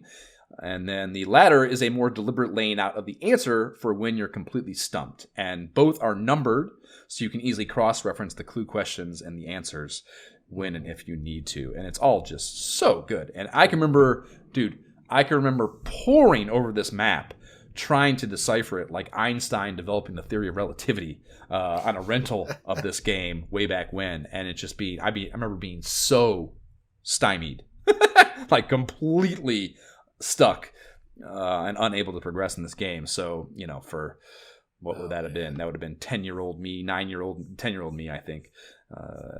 So difficult. But very, very, very much intrigued, Yeah, man, and like I know, like we've battled it back and forth before.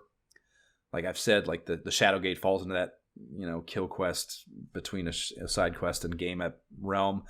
I think part of my thing there is just selfishly, like I know that game almost wrote, so this one intrigues me more because it would be more. And I'm kind of like changing my tune on my incentive to push this game as a game app because I would be playing it in a discovery way. And that to me is very appealing. And there's more to talk about if you can approach, particularly this type of game that way. Like it's obviously there's a million games we have played and will play that I've played a million times and I know wrote, but this kind of game, that's all there is. And that's all there is to talk about. And like the path of discovery to solving these puzzles and how you get there is what's interesting to talk about even. So to me, this is much more appealing as a game episode if I have that to do and to chew on, And again, I realize that's selfish and does not change the fact that it might still fall into that realm, but whatever. This is an emotional journey here. And No, that makes sense. I totally get it. The layout of this mag makes the appeal of playing this higher. I can't, like I said, I literally couldn't get past the first screen. That point and click on the NES is just a hard. It's tough, but dude, once a blocker. Such a blocker. Once you get savvy to it, and like, I'm a child, obviously, quickly learns it, understanding the ways.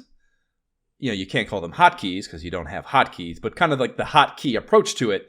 Like once you learn to kind of how this interface works and are able to better line it, because you have that move box in the HUD there at the bottom, and it shows you where. Because if you look at these, there's just still images of the environments in the view window. So you can look at that and have no clue where to go or where you can go, more importantly, which is why they have that move box. It shows you all your possible exit points in this particular room or area. And once you are able to better understand how that might line up or better internalize how that lines up to what you're looking at in the view screen and kind of use that to move around, it speeds up using this UI, I think, and also just kind of how that finger moves around in the HUD, because you are just hitting ways in the D-pad. It's not like a mouse where you drag it, or you just point it and it just moves through space.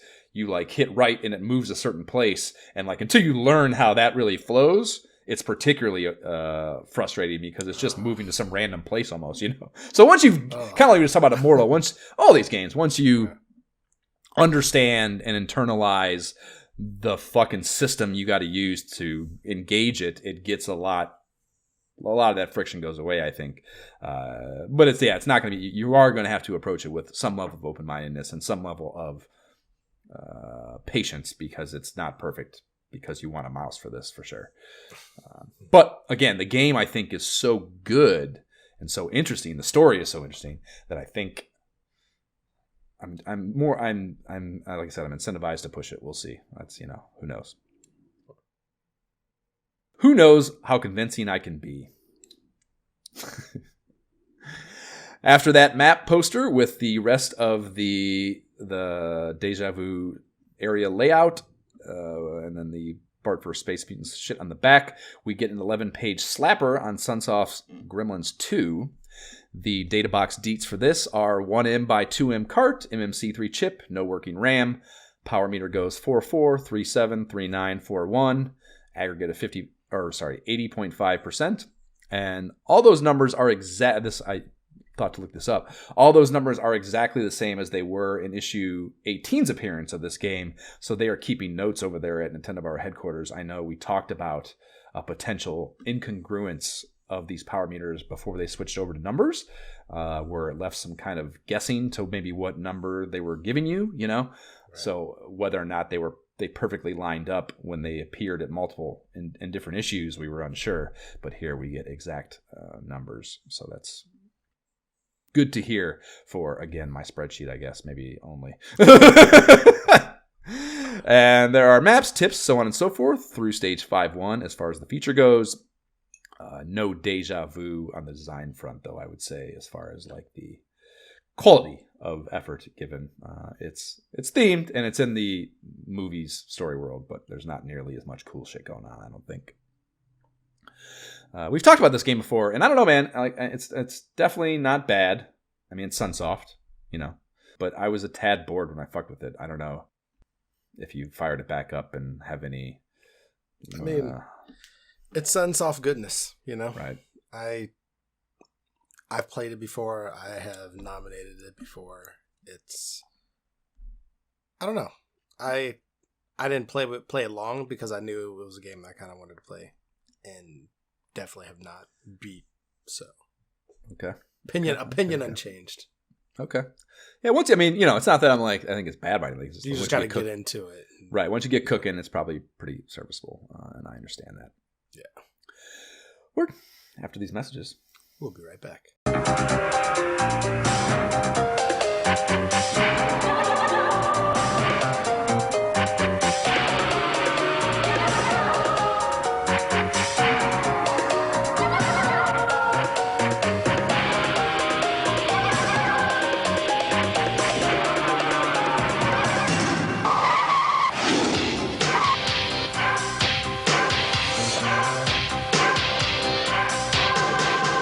You'd never know it if you were just listening to the pod without video, but that is a 1990 US commercial for Mega Man 3, and it's a very top secret operations themed deal. It's got a guy carrying a briefcase with the goods and he's being tailed by a helicopter and SWAT fuckers on rooftops and shit before speeding away in his Porsche and leaving the briefcase behind to be found by a teen skateboard gang.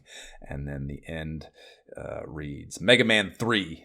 It's out. That's all just a big white text on a black card. So they thought this shit spoke for itself and went the shock marketing route. And they were probably right. Exactly. I'm like, that's all you had to tell me. Like, what? Yeah, right. Yeah. I'm in. Just interesting imagery and then what I need to look for in the aisle at the Toys R Us. Yeah. Not bad, I suppose. This month's Game Boy special feature launches us into the home stretch of the issue. It's a pretty piss-poor lineup in my book. It's Dragon's Lair, F1 Race, Bri Fighter, Super Scrabble, and Mercenary Force. Agreed. And I so much agreed. I was like, man, this is such a disappointing spread. Right, yeah, who gives a fuck about it? Like, I know some of these IPs, but I know zero of the actual games themselves, you know, which... I don't know, it's kind of, you know, it's interesting, like... I'm not suggesting that I'm checking out of Nintendo yet. But like I kind of feel like when I think about my Game Boy library in particular, like I think all the games I had are already out. So like I don't know how much more Game Boying I'm doing. I'm kind of curious to see. Like, so yeah, part of that. I guess what I'm saying here is my question. Looking at this and like, kind of like, I don't know. None of this shit's fucking familiar at all. Like, I don't know if that's because the games are dog shit, or maybe I'm just kind of starting to check out a Game Boy a little bit. I don't know. I guess we'll see. I mean, I know because Final Fantasy 2 is not out yet. Final Fantasy Legend 2, I mean, and nor is Adventure, I believe. So there's definitely some serious Game Boy indulgence to go, I guess. So that's not entirely true, but I know a lot. Those are Jabs games for one. Two, I'm pretty sure most of the games I had are already out at this point. Could just be a weak slate. That's possible too, for sure. Yeah. The Game Boy Counselor's Corner does have a Gargoyles Quest nugget. Giving that game a go is still on my retro to do. But the rest of this bullshit, Nemesis, the Daily Opus, who cares, right? They do tease a couple bangers below now playing, though, Operation C and Gremlins 2. And I would say the top 10 is pretty respectable. That goes Super Mario Land number 1, Tetris at 2, Gargoyles Quest at 3, Batman at 4, Final Fantasy Legend 1 at 5. That's the top half of the list, and that's all pretty good in my book. Yeah, I completely agree. I said the top 10 is solid, but the now playing section is whackness. Yeah. Then we move into Howard and Nestor. The subtly integrated marketing this month is for Trade West Solar Jetman. Howie is back in the mothership giving radar-informed advice to Nestor, who is out in the towing pod looking for treasure. And after a hairy brush with some alien aggressors that Howie recommends dispatching with the multi-warhead missiles, Nestor pillages the treasure they were guarding, only to be disappointed by the fact said treasure is just a chest of bow ties. And Howie thinks they must have had excellent taste, or they must have. I suppose he doesn't assume all the aliens are dead, that they have excellent taste. So that's the narrative arc of that little baby. And I guess, yeah, Solar Jetman being the featured game is the only thing to take away from that. The following 4 pages screen paid placement for the Miracle piano teaching system. We are seeing so much of this in both Nintendo Power and Game Pro in late 1990 and now early 91, I guess, too. But yeah, the look of it is just so, of the editorial, I mean, of like the feature, is just so clearly miles away from the look of the rest of the magazine. You know, it's so badly like, and I, you know, whatever. This is, it's not in a stat. It's not like Mattel is releasing this, so their marketing budget, I'm sure, is limited. But I think it's a terrible idea not to hire Nintendo Power's designers to do. You can provide the copy, but have them design the layout so it looks truly integrated, as opposed to this like really stark visual difference that makes it look like someone just like haphazardly jammed it in last minute. You know, I mean, I was going to say show me some screenshots, but they have some. But it's, I mean, it looks, you know, honestly, like the functionality of it looks, I think this is not the first time we've seen this. It looks, I'm sure it's fucking awesome. And it probably does a fantastic job of teaching you piano if you have that inclination and interest. But again, just this marketing choice was a bad one. And any time I see like this poorly disguised paid placement like this, disguised as editorial, it really rubs me the wrong way. Don't deceive me. I hate when you try to deceive me and assume I'm dumb enough to buy it. You know what I mean? That really grinds my gears. Even if I'm a kid. I probably was stupid enough, but that makes it worse. It doesn't make it better. So, Counselor's Corner then goes hard in this issue. It is all fantasy RPG titles.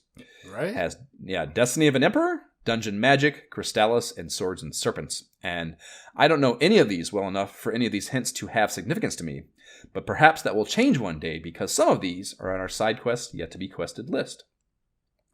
More importantly, we have mullet counselors, Jay. And yes, I used that word in a plural sense, so there is more than one. First up is one Tony Clayton.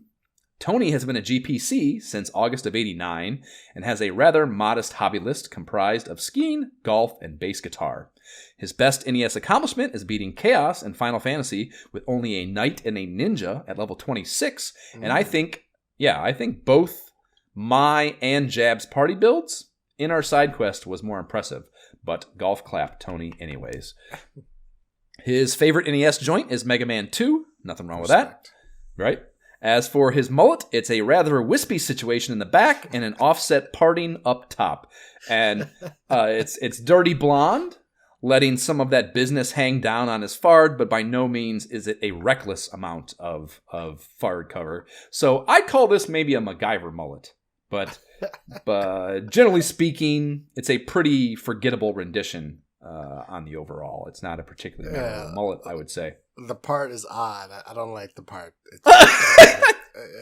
It's I least like your mullet. Sorry. Yeah. I mean, that's what I mean by least memorable. Yeah, right. By least memorable, I kind of mean like Yeah, you did it.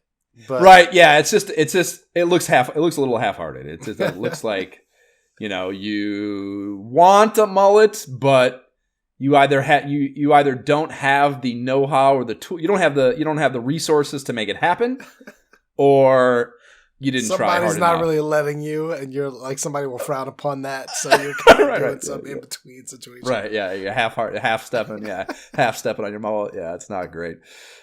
He's got an earnest smile, though. He looks like a likable guy. I'll give that to him, For sure. So then, our other mullet counselor, we have Cesar Filori. And that's right, Jay. Yes. And holy shit, does Cesar bring the heat. What is he on? What is he on? Like this BS, guy. BS story, bro.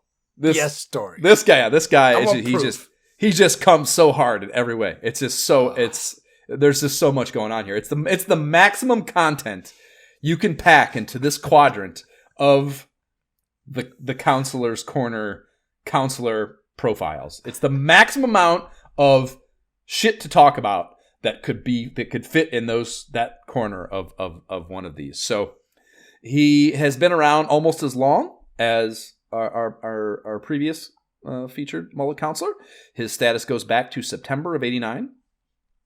His hobbies are music, and you have to interpret that generality as meaning all aspects of it: composition, performance, consumption, history, you name it. And then beating other GPCs at baseball stars, which is highly specific, and right? I kind of want to applaud that specificity. Like, I'm not fucking around this game, and I don't enjoy playing it. I don't enjoy excelling at it. I enjoy whooping other expert gamers' asses at it. Exactly. That's what I'm saying here, right? And then his last one is playing Australian rules football. And I think you have to note, given the music thing, that there is no ambiguity to this. He plays that shit. There's no bunny foo-foo sissy-ass bullshit with the Australian rules football. He participates in that highly, highly physical game. He doesn't just watch it or maybe, I don't know, read books about it. He participates in the activity. So coming fucking hard on the hobbies. He's there. An athlete too. He's not just a nerd. He's an athlete. Right, exactly. Well, yeah, exactly. Yep. And as you might assume from that hobby list, his best NES accomplishment is an epic demonstration of both length and girth. It reads, completed Contra in 15 minutes in one life with the Schmauer Dove. No. Suck it!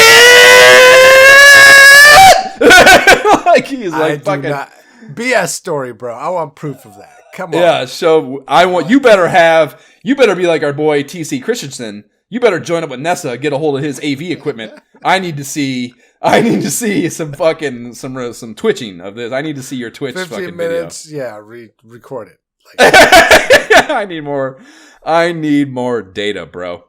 His favorite NES game is Mega Man 3. And here's the thing, Jay. You'll never convince me. This isn't him knowing he's going to be featured, knowing his profile is going to be featured. I see him. They give him the little form, maybe that they give him with all the little questions for the profile, right? So he's got this. He knows his questions. He knows he's going to be in this issue.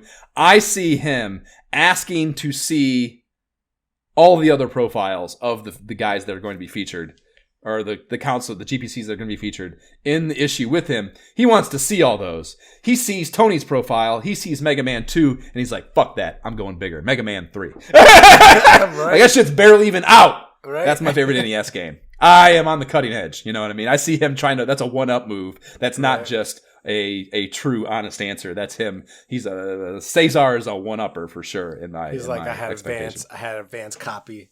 Right. In the know. Yeah. They came to my cubicle first with that shit. So as for Cesar's mullet, I'm gonna go 21 Jump Street 2-episode arc villain mullet. That's okay. So he's not just a co-star, he's a multi-episode guest star on 21 Jump Street with his mullet. It is somewhat high top-esque on the business, and the part in the back is just a short, sad, and out of place tuft that he hurriedly grew for the role. He didn't have enough time, didn't have enough lead time to grow. That's great. That's right. It's what it is.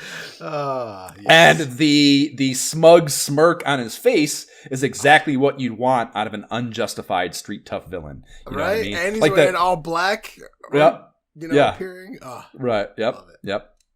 So, it probably goes without saying, Cesar is an early favorite for the 1991 Mullet Championship playoffs, and I am inspired by him to go ahead and get the bracket for that rolling, and we can get that cooking. Hopefully, I got it. Well, that will involve having to go back and see if we've.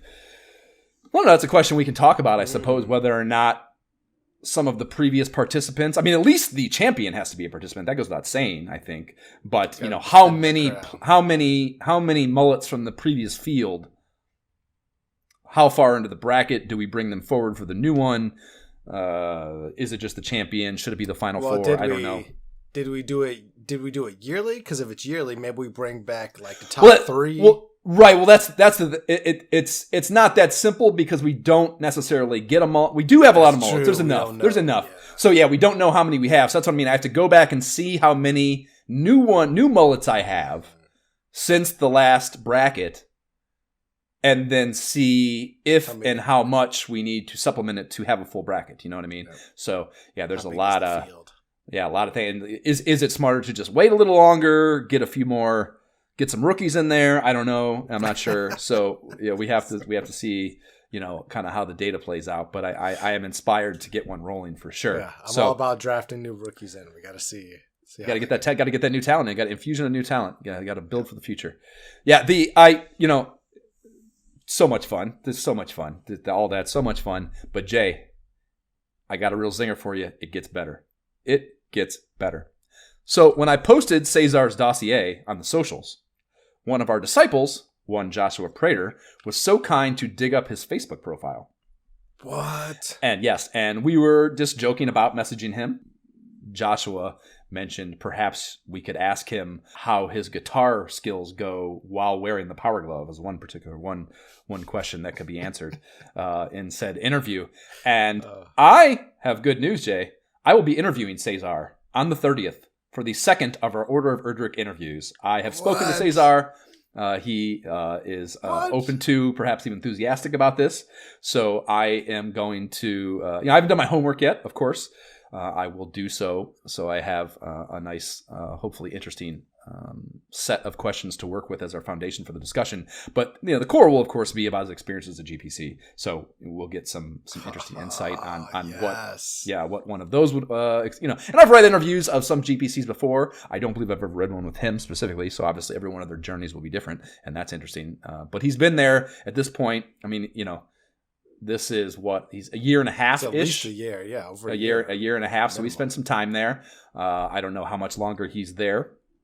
After January 91 here, but certainly a experience pool with which to draw a lot of fun things and anecdotes. Hopefully that will be a good conversation. So yeah, that's going to happen on the 30th. That's 10 days from the day we're recording this. So I anticipate that will be out probably before our next game episode. I would expect. So that's pretty fun and pretty cool. And yeah, that's, one of our other disciples. Go community. Yeah, exactly. Just fucking go disciples. Yeah, one of our other disciples, Jerome, was just like he'd like comment on that conversation, just like the fucking internet's great. That like I didn't even think to do it. We sometimes will do that. We'll talk when we see these. We'll try to look up information about them. So yeah. I don't know. I didn't think to ask Joshua, the disciple, whether us having done that inspired him to do that. Like, if he's actually a listener, right. And that's why he just likes to look up people, and he's like, right, yeah, it happened to do so, like right. So yeah, that I didn't think to ask that, so that would be fun to know, I suppose. But yeah, I didn't think to this time. So then, like, the fucking singularity effect out there of our disciple fucking pool here is just like, no, the hive is like, no more fucking that the gif of Adam Driver, just like, more flames, fire, cook it. It's fucking great. I love it. Love it. Yeah, so much fun. Oh man, is there a better part of our podcast experience here than the mullet counselor fucking track? Players Poll comes after that, and it's yet another amazing contest. The grand prize is being written into one of the Valiant comic book series they have going right now, which probably the most notable and remembered one is Captain N the Game Master. Right. Yeah. And they picture a comic titled simply Game Boy alongside Captain N here in the mag, and I never knew that existed. That last one, that one lasted 4 issues, doing some research about it, and in addition to Captain N and that Game Boy comic, there was also a Super Mario Brothers one and then a Legend of Zelda line as well. And all of those only lasted 5 issues per. So I think it was a very short-lived life for all of them. And it's weird that I didn't have any of these. Did you have any of these? I don't think so. I remember Captain N very much. See, I don't even remember that. Like, I don't really. I don't remember the. I remember because it was like it showed. Yeah, definitely remember the cartoon. I remember seeing the Zelda comic and like that the black cover Nintendo one. I remember seeing them, but I definitely didn't have them. Never saw the Game Boy one, but clearly Captain N was the most popular of all of them. Right. I think I loved comic books. And I love Nintendo. It's seemingly a marriage made in fucking heaven. But, maybe it's a testament to, and I very much feel this way now too, like how small time Valiant was as a comic publisher, would be my guess. Because I didn't have a comic book shop to go to. I got my comics from like fucking Drug Mart or something, maybe actually, or the game rental store eventually got them. The campus video that we would go to eventually got comics. So I probably got some of my X-Men and shit from there. Mm-hmm. And then a little later, like middle school, when I was not necessarily reading modern comics. Well, I was still reading modern comics, I guess. Wolverine and shit, X-Men even. So maybe that's not really applicable. So maybe I'm kind of lying here, but like, yeah, I don't think, but that would, I guess that does make matter because these wouldn't have lasted till middle school. I was in grade school, like 4th, 5th grade when this shit was happening. So, or 4th grade, even maybe even 3rd and 4th grade. So yeah, so I definitely wasn't going to comic book shops then, and that would have prevented me from being in a specialized retailer that would have had those, So maybe that's why. But yeah, I don't have any memory of the comics at all, and I'm sure I would have bought them if I did. my heavy comic collecting, even though I was definitely reading, like at this point, I had definitely been reading at least The Flash, like Archie comics, stuff like that, and then some old DC stuff. But my heavy comic collecting came after this, so I definitely would have missed all of this except for like seeing the Captain N thing on the show. Right. Yeah, with the shows, I mean, the Super Mario show and the Legend of Zelda show were on after school, so I had those. But Captain N I did not have. Well, that was like specialized too. That was like a definitely a short time kind of thing. I feel like that almost might have been maybe like a Saturday morning cartoon. That would make sense, yeah. But Valiant comic, man, it's funny looking back at this now. I have a stronger reaction to being in a Valiant comic book now because of my later comic collecting, like in the later 90s when Valiant has some stronger stuff. I can't remember off the top of my head, but I know there's some comics later that I would think like, oh, Valiant's like this big up and coming. I'm surprised at this point in the timeline that Valiant was doing stuff. Yeah, I'm surprised because in my mind, maybe give it 4 years later, I'm like heavily in the comics. That wasn't who did Spawn. What was Spawn's? Spawn was Image. Image, right? Yeah.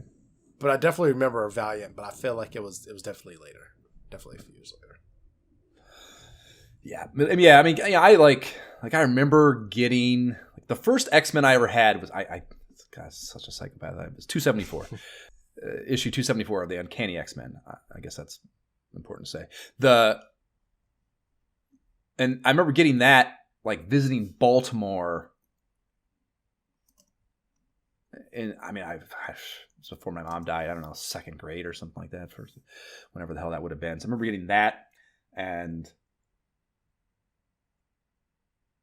oh, that was your first one? Oh, right. Yeah, it's I definitely had that one. Savage Land. It's in the jungle. It's like Savage Land shit. It's got Rogue on the cover. Yeah. And Magneto. Yeah. Yep.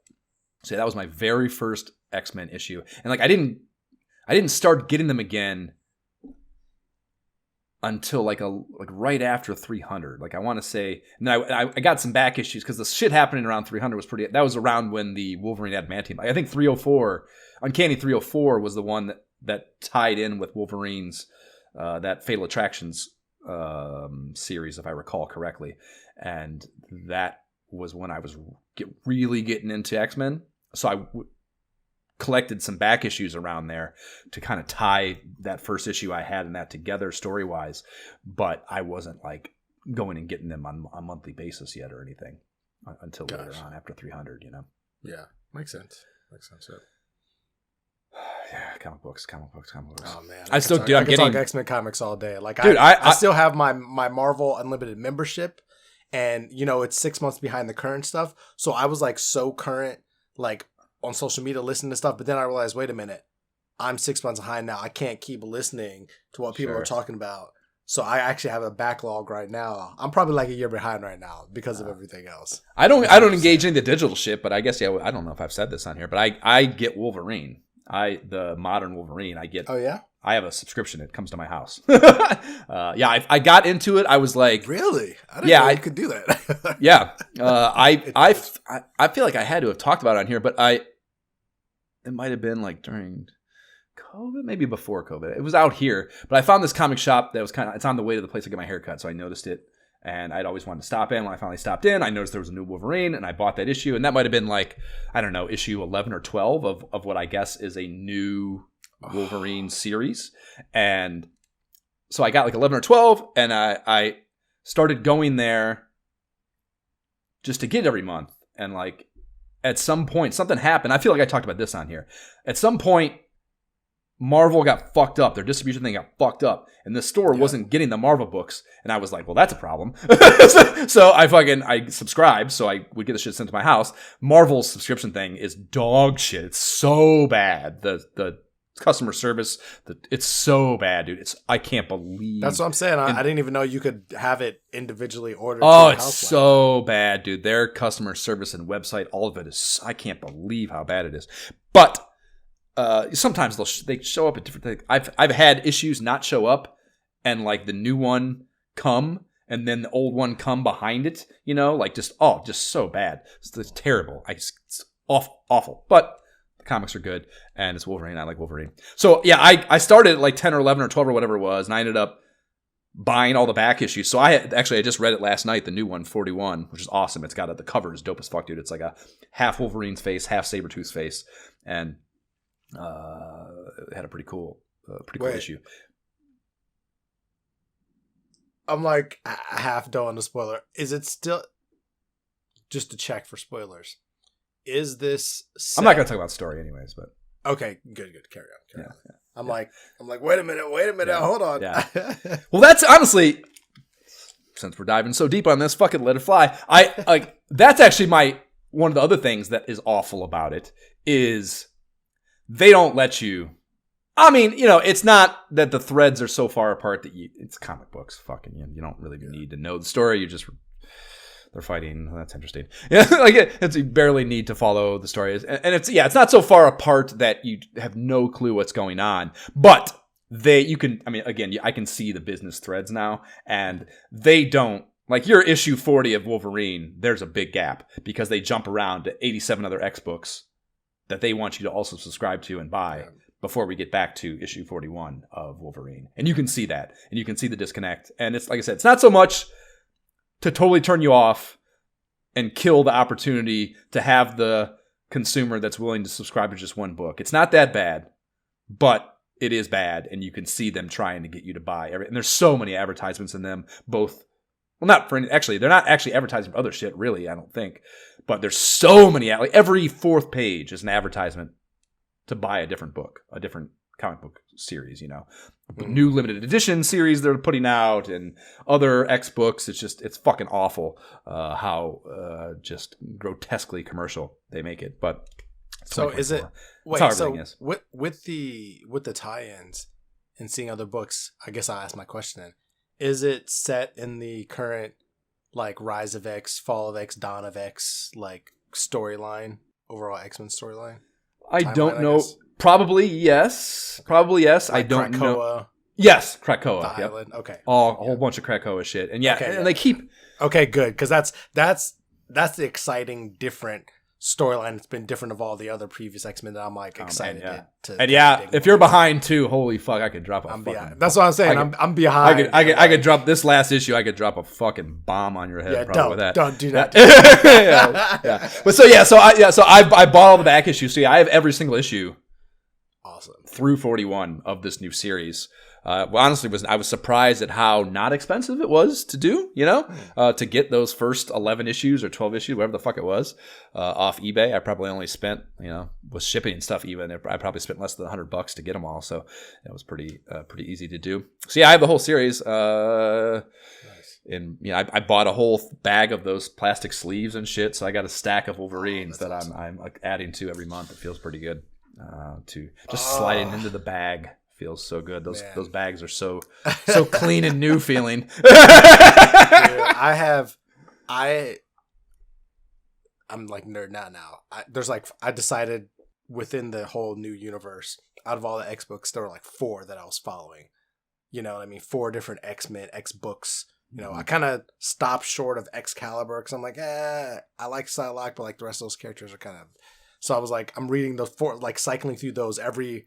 They're released every 2 weeks or every week. I would like to, but that's 4. I've talked before. I know they keep this the most X-Men concise timeline. Like the most core X-Men. Sure, that's my. Yeah, I know. It's just like when I talked about the Josh Allen cards. Like I have to set very defined boundaries for myself, and do not overstep them. Otherwise, it's going to go totally fucking wild. So I need to. Yeah, I just no. Wolverine only. Yeah. Focus. Well, see, I have the whole sub, so it's like, I can read all the books. So if there is a weird crossover that I'm like, what is this? So it's all digital. You do the all digital ones? Yeah, I just have it on my iPad, so it's like you can tap in and like zooms in. So I kind of like it. That was part of a big part of what got me into it was like when I bought that first one and like sitting down with it in my hand was it. That is what got me going on it and keeps me in it probably much more so. It's like I honestly, I read the stories and I'm kind of just like, I don't really care. And it's like I don't know if I'm on the fence whether I like this part of it, but like I'm sure the other X books have it as well, but they have like, each page, and this last one didn't have it, which I thought was weird, but the first 40 issues have had it. There's like one page early on that's like it's like a explainer, kind of like catching you up, and it's styled in this way that is like Cerebro? Like briefing. Yeah, that's what I'm saying. It's just computer. Part of this new... Right. And then later in each issue, they've had an email of some kind with a bunch... It's like a redacted security email. Right, with like more kind of just information to fill you in on things. So-and-so redacted said this recently. Right. Wait, yeah. What? Yep. So yeah, it's like a cool... It's a way to modernize it. I like it. Yeah, I like it a lot. I think I like it personally. Too, yeah, it's the thing about it I don't like is it's like it's just not. It's like and this is just me psychopathic. It's like when they include computers in movies. It's always just a little bit behind. It always just feels like it's not quite cutting edge, but they're trying to make it cutting edge. Like they're not. It's just not. It's always a little off. Like the UI is a little goofy. It doesn't feel. And this isn't that bad. It's like it's supposed to be a proprietary fucking Cerebro. It's not like it's supposed to be Windows or anything. I don't know. It's just like there's something about it feels a little gimmicky to me. Well, I'll put it like this. Yeah. In response to that specifically, did you buy? I know you read the lead up with Wolverine, so I'm assuming the answer to this is no. Did you by chance read the like lead up to this whole? I read nothing else. No, nothing. Yeah. That just Wolverine. Kind of set the stage for why each issue starts that way with that explainer in that way and stuff. And so like that, it kind of was like set you up like this is why we're in this universe and this is how this happened and so it's kind of like that's why it's taken me because I've had this Marvel subscription for years, but like I've definitely dropped and fallen off because storylines have been like, I'm just not that interested and kind of just whatever. But like when they launched all of this, I was like, "Whoa, I'm all." There's probably all sorts of crazy digital additional content stuff you get with the full unlimited subscription too, that I'm sure is just fucking an endless rabbit hole of like clicking on things. You could just like I said, any side character, like, oh, what were they in before? Like, oh, what's their That's why I had to kind of set like, all right, I only really care about these characters the most. Like maybe something else every now and then, like I'll read like the Star Wars, like I'll read some Darth Vader stuff, which is like very interesting, filling in the timeline before all these movies happen. But yeah. Anyway. Word, yeah. That's also part of why I stick to the hard copy books too, is like I can't click on anything. Well, see, that's the thing. I love that. I feel the same way about my comic books until recently, like going back to my mom's house. Like I brought several boxes of them back with me because she was like, they're just stored in her garage, stored in my mom and dad's garage. So I was like, all right, yeah, I'll take them back. But then I don't have the space to really keep them. So I have them, but not in a place where I can like proudly. That's why all the shit. I'm like, oh. Yeah, that's why all my shit like this is still at Ted's, because I don't have the space for it, and yeah, I'm not gonna clutter my fucking space up with that shit. You need to have a fucking room. That's why the digital is like. Is fine. Like if I were to move. Believe me, dude. If I were to move back to Ohio right now, yeah, I'd get like a whole freaking man cave study with like build a whole different situation. Build a building outside in the yard. It's like fucking great. It's like Rosenbaum. If you want to follow Gross, every 6 months he's got like a new compound, fucking addition. Like I'm about to go live where Grosboy is. Like sure, let's go. I could go buy a mansion. Have you been to his house? No. Oh yeah, dude, his house is fucking. It's dope. It's out. It's near. It's in that New Albany area where I was about to say for sure Abercrombie was and shit. Yeah, and he's got a huge piece of land for sure. House is dope as fuck.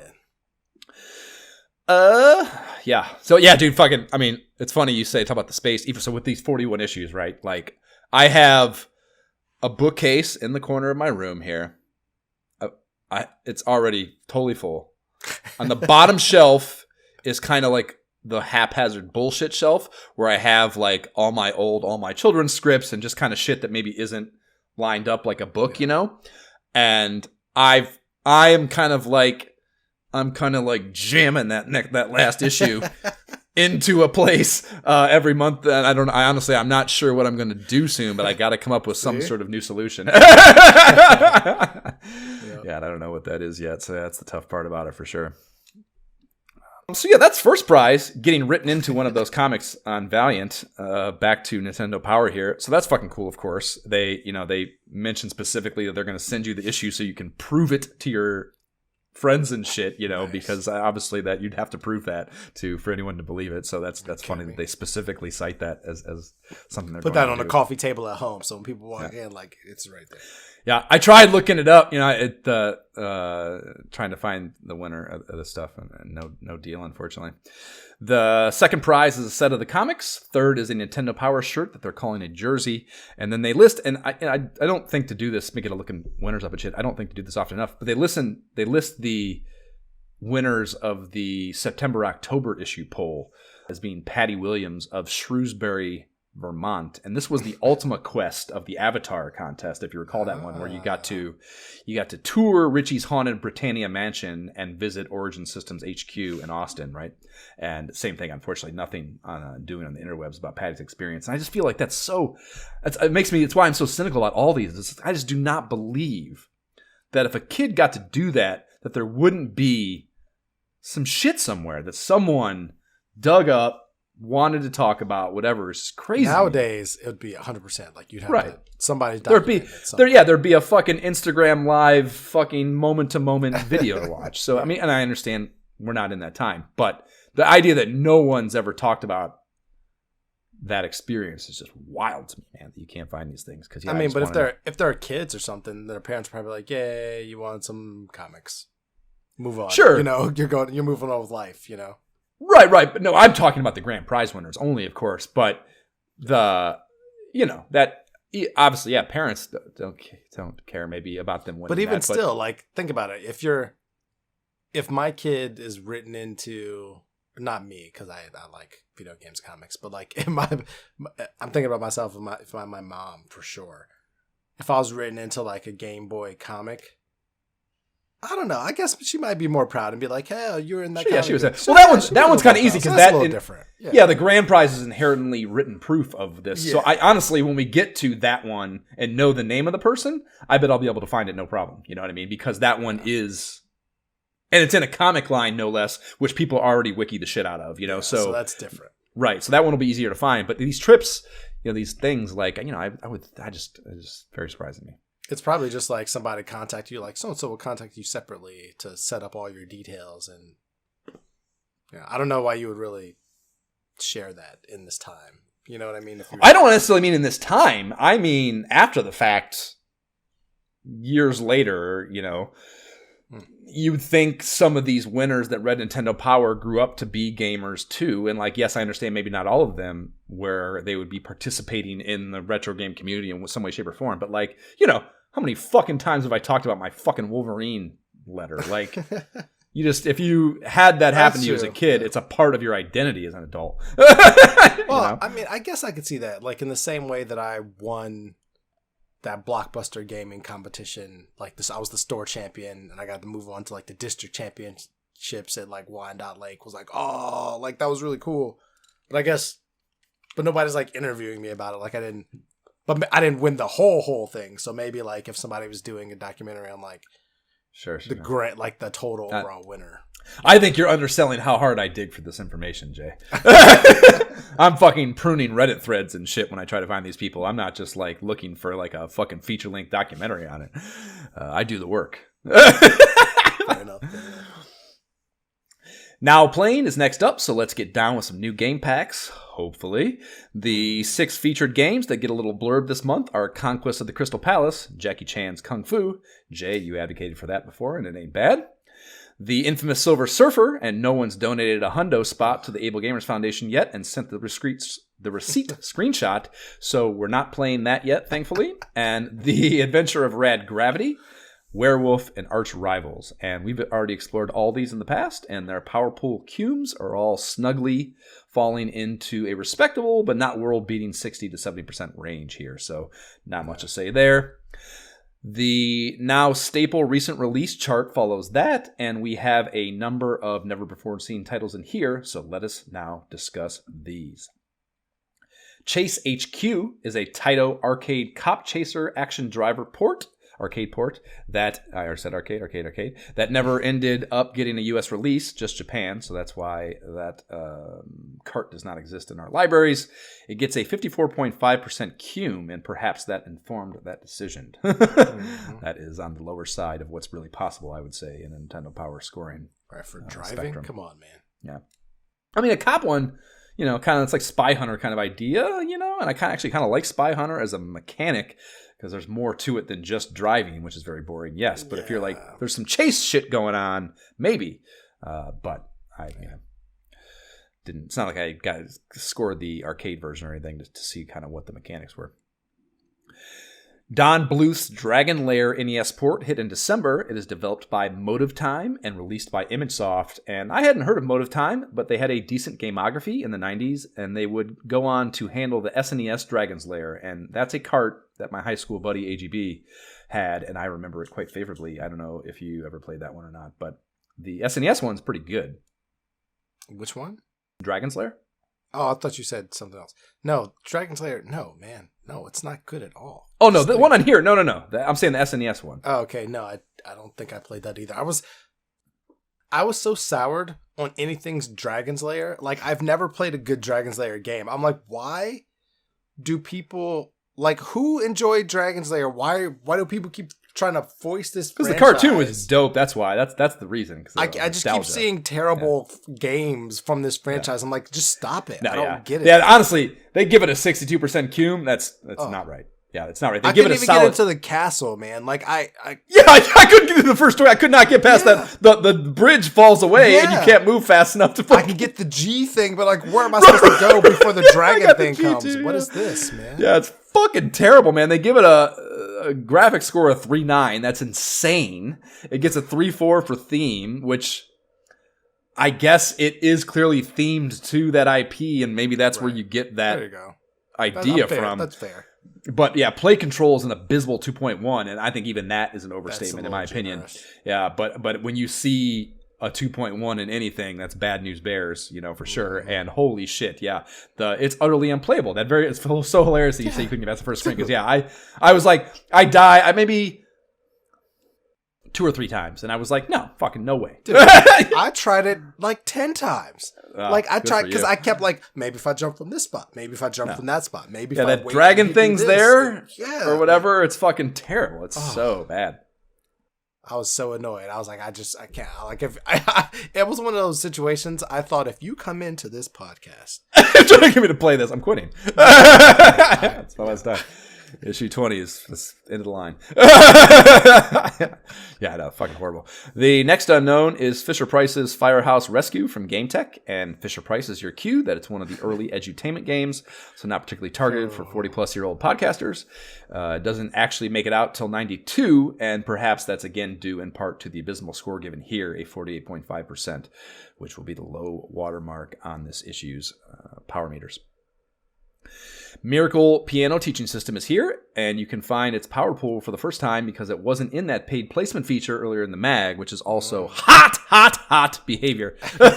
They do give it a 74.5 though, so honestly, if they were, I think they should have wanted to include it, but again, they just that was. I guess it's just a testament to this was the hard fixed layout of that. There was no changing that whatsoever, and whatever, but.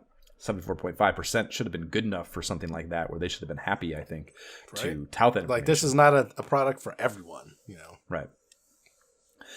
Next is an American Sammy action platformer that dropped in December called Ninja Crusaders. And yes, this is described as ninja action here in the chart. Ninja action! Yeah, that's hot. Yeah, that got me thinking. And it's also a 2-player simultaneous designation, and that is pretty fun.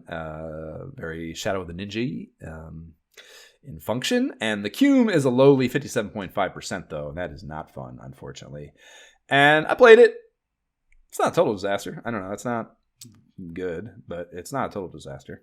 Yeah, I didn't make it past level 1. Me either. But I wanted to keep playing. I realized when I died, I kept my weapon, and the bow staff was stronger. When I grabbed the second one, it got longer. So there's some stuff there. I wanted to like it. I wanted to keep playing it, but I kept dying. Right. It's like the one hit mechanic was just one hit death. That's his biggest problem to me too. It would be some very Game Genie action. Like what's going on? Maybe, just start with some cheats and it'd be dope.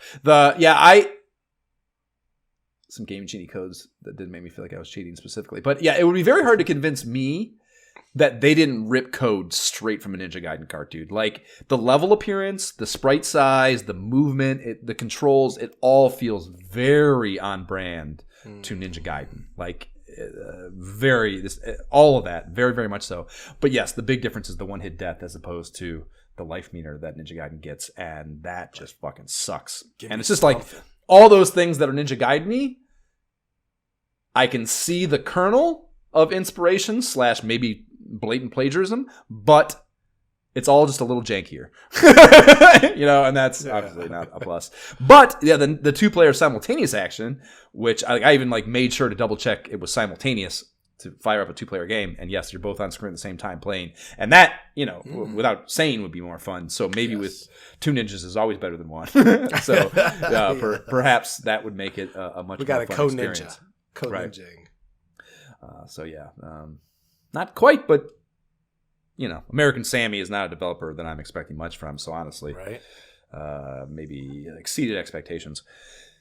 And then Romstar throws a December 90 released top-down action puzzler at us to close out the new shit here called Thunder and Lightning, and this is also 2-player simultaneous, and also a 54.5% rating, or power meter, rather. The box cover looks hella Bush League, so I was not optimistic between the score and the cover.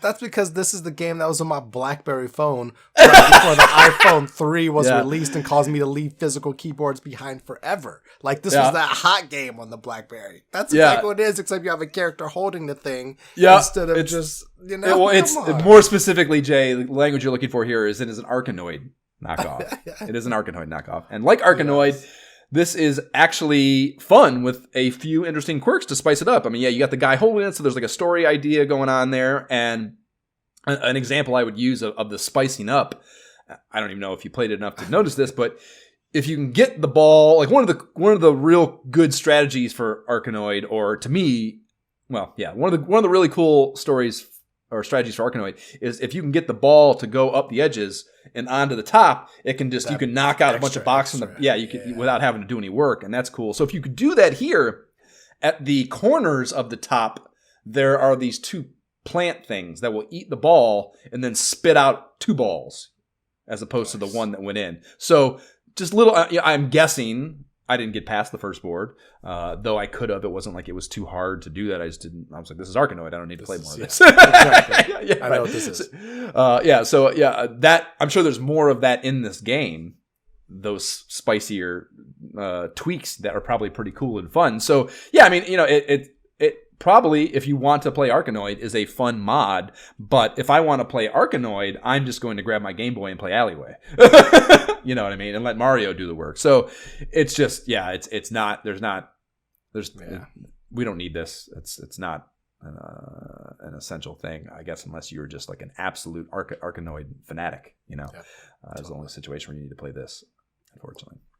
Side note, I played Puznik far too long in preparation for this episode. I was like, oh yeah, Puznik. I remember that name. Yeah, we had that. Yeah, it's good. 10 levels later, 11 It's fucking good. It's a good ass puzzler, man. Yeah, it is fucking good. What do they give it again? What's the score? Like mid, it's like 60-something%. I would look Yeah, like. that's bullshit. 63 maybe. Yeah, it's a good puzzler for sure.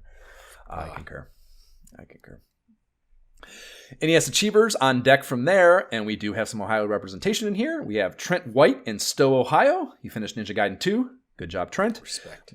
Yes, we have Mark Mowry in Urbana, Ohio, finishing Rescue Embassy Mission.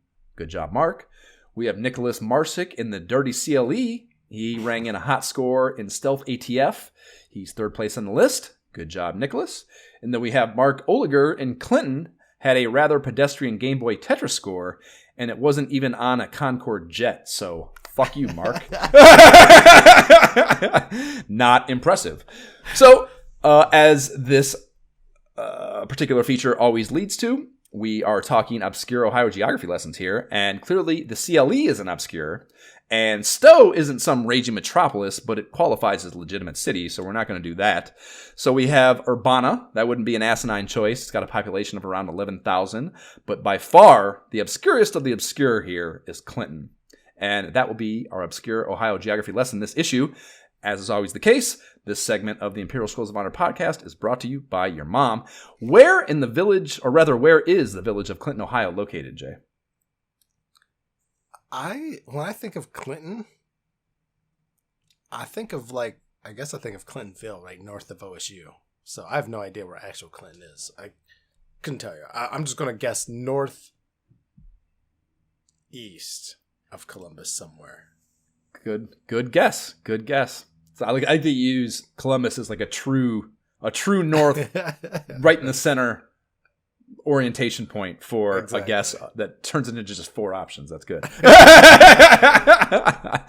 That's pretty. It's my orientation. I would do. Yeah. Am I going 71 or am I going 70? Which way am I going? Right. Well, you would go 71 in this case because you are correct. It is in the southwest or southwestern corner of Summit County and is considered part of the Akron metropolis area. Okay. It looks like about a 25-minute drive southwest from downtown Akron if you can manage it outside that soul-crushing Akron rush hour traffic that everyone knows of. And it is was founded in 1816 under the name Savannah. The 2020 census clocked the population at 1,197 LeBron James enthusiasts, and it is up against the Tuscarawas River, and that is all she wrote as far as notable things to say about Clinton, Ohio go. They don't even explain why the name was changed in the wiki, nor could I find any answer on some cursory Googling of why that would have happened either. So I remember we had one name change that was like a crazy ass reason. Like they were like, it was a Native American name. Had to be. Originally a Native American name that they changed because some white girl like advocated for the local Indian population something or other. Like it was like a crazy ass story I remember. So they didn't even have anything cool like that. It's just changed for unknown reasons, unfortunately. So yeah, no notable people, no post office founding date, no nothing. I suppose maybe, real shocker here, Jay, if you want to call this interesting, it's comprised of like 98% white people, if you can believe that. Really? Fuck it. Yeah, total fucking earth-shattering statistic. But yeah, that was the only thing that I read that I was even like, maybe that makes me chuckle, let alone piqued with some curiosity. So, Clinton, I don't know, 1,197 people. I feel like that might be the obscurest of the obscure that we've had in our Ohio geography lessons. That's pretty fucking small. Town, right, yeah. Something. Yeah, that's even smaller than OB. Oberlin. Top 30 time. After that, we get our top 10 lineup going Super Mario Bros. 3, Final Fantasy, Crystalis, Mega Man 2, TMNT, Legend of Zelda, Tetris, Super Mario Bros. 2, Dragon Warrior 2, and then Back to the Future has erroneously been printed as number 10. That's a total fucking crime, I think. Otherwise, I think this is a fine perspective for January 91, in my Agreed. view. I was going to say the same thing. Everything is solid. That's an interesting It's a terrible entry. And this is new to the top 30, so I feel like maybe people were just swayed and this was just like sales and not necessarily true enjoyment of the game. Right, yeah, true critical. Can't be true critical response. That's fucking impossible.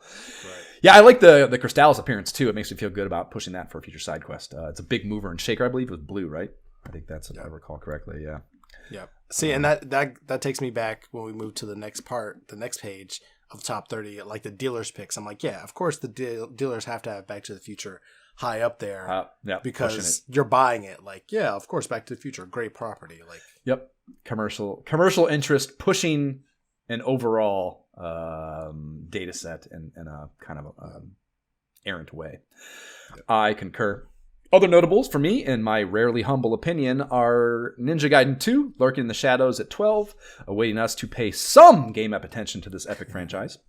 And then we have NES Play Action at 16, with a blue color coating calling it a mover and a shaker that has made a big jump since the last issue. And we both love this, and it is fever pitch NFL time of the year with Buffalo Bills careening towards the Super Bowl. So perhaps it is time that we address that video game for a game episode. Ooh. TBD, to be discussed, not to be determined. Any others in here that you want to talk about? Were there? Not really. I mean, I love Double Dragon 2. I've played it and beat it. I saw that one, and like I was gonna write it down. I was like, I'll let Jay do it. Yeah, I expect it. At this point, it's been out for so long. That's not a reason. It makes sense for it to kind of like be dropping, be wavering. Sure. And yeah, it is very much it's the green one, right? The been here for a while kind of vibe. That's but I mean, cool we see a lot of other things that we've talked about and played and things. So it's solid. Yeah. It would be nice, and I guess they maybe wouldn't do that because it's a negative connotation on a game, and they probably don't want to do that here. But it would be nice if you had an opposition to the blue color coding of like a precipitous dropper. You know what I mean? Like a moving down arrow or something, so you knew. Right, that it dropped. But again, that would add negative connotation, and I'm sure they don't want to put that here. Celebrity Profile follows that, and it's on NKOTB. I can't even say it. NKOTB, New Kids on the Block. So I did. Josh, gag me with a spoon. Oh my God. Me too. I had completely forgotten that Mark Wahlberg had a brother at all, and I have even less recall of the fact that he was a member of New Kids on the Block. I had no recollection of that at all. Donnie is credited as having being a confirmed Nintendo maniac in here too, and was very excited to grill Howie for tips where he was stuck on Lode Runner of all games. So what a fucking weird game to be vibing on. I mean, out of the group, somebody had to like Nintendo, so I'm not surprised. Well, it says they all do. It says the group on the whole has NES systems on the tour bus, and they list off a pretty dope lineup of sports titles being their jam and focus: Tecmo Bowl, Ice Hockey, and Super Spike V-Ball. And it's really cool. Yeah, they mentioned that Howie brought them an NES satellite they apparently hadn't gotten wind of, so they were stoked to start four-playing. Right, start four-playing. Who's the fuck that gets left out? That's what I want to know. Right? Because it's five. Rock, paper, scissoring. Like what? How do you determine whoever misses their notes or misses some moves? Fist fight in a cocaine fueled. Wow, I was trying to be more wholesome, like whoever. did whack on the tour. Yeah, That who too. knows? Yeah, I'm sure all of the above. So no mention of it, but since they like Tecmo, Howie should have thought to bring them NES Play Action too, man. You know, they like football clearly. So Right? That's immediately the first thing that comes to mind when I think yeah, of the 4-player deal, right? So yeah, I'm surprised did not think to do that. It's mentioned, although you know what? I think it might have just been rolling out in December or something, maybe, right? Maybe he didn't have fucking carts. Yeah, it hasn't been out too long. It has not been out too long. So it's mentioned here that Absolute Entertainment, that's my boys Gary Kitchen and David Crane, are developing a 6-level action platformer NKOTB game for the NES. And the exact wording is, this game should carry some of their trademark feel, that being referencing Absolute's body of work, carrying over to the game. And as much as I love Gary and Dave, when it comes to NES platformers, that means not very fucking good. So that's bad foreshadowing, perhaps. Donnie Dubb's featured quote in the article is, "They don't do anything unless we okay it." And he's referencing maintaining creative and quality control over the end product, and that NKOTB has very strict standards of what gameplay need be. And maybe that's why this game never came out, because the boys weren't able to hit that benchmark with their prototypes, because it never did get released. Ever so unfortunately. I'm sure it would have been dope. I know they're mentioning here that like the game script or whatever is you're playing, I think as a fan, trying to collect tapes or something, and that your like adversaries are NKOTB haters. You're trying to prove that you're the world's biggest fan. Like, oh my gosh, there couldn't be a game that I could care less about. Oh, I was very curious to know this, Jay. What is your favorite NKOTB track? Anyway, None, huh? None. Jay, I wasn't into them at all, so I don't even know. I knew zero of their songs, and I gave maybe a half dozen of their greatest hits per YouTube's listen count.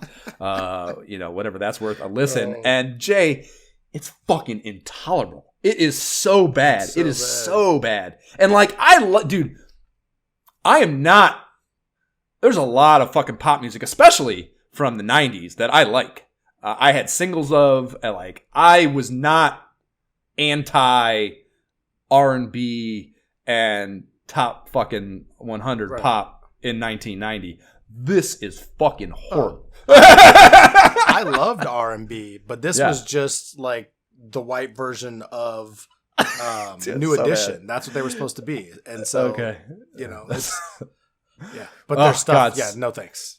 It's all, I do like half of those tracks, their videos, which is, I guess that's MTV, of course, there are videos, but like half of the videos start with a motorcycle revving, dude. Like, and one of them rides a motorcycle in slow motion into something. Like half of those 6 I listened to. That's how it started, a motorcycle revving. And I was like, what the fuck? What the fuck? What the fuck, man? Maybe chicks dig dudes on motorcycles. That's what the research said back then. Sure. Because definitely, I would be willing to bet like 90% of their fans are girls. Maybe 90, maybe 99. I don't know. Yeah. Okay.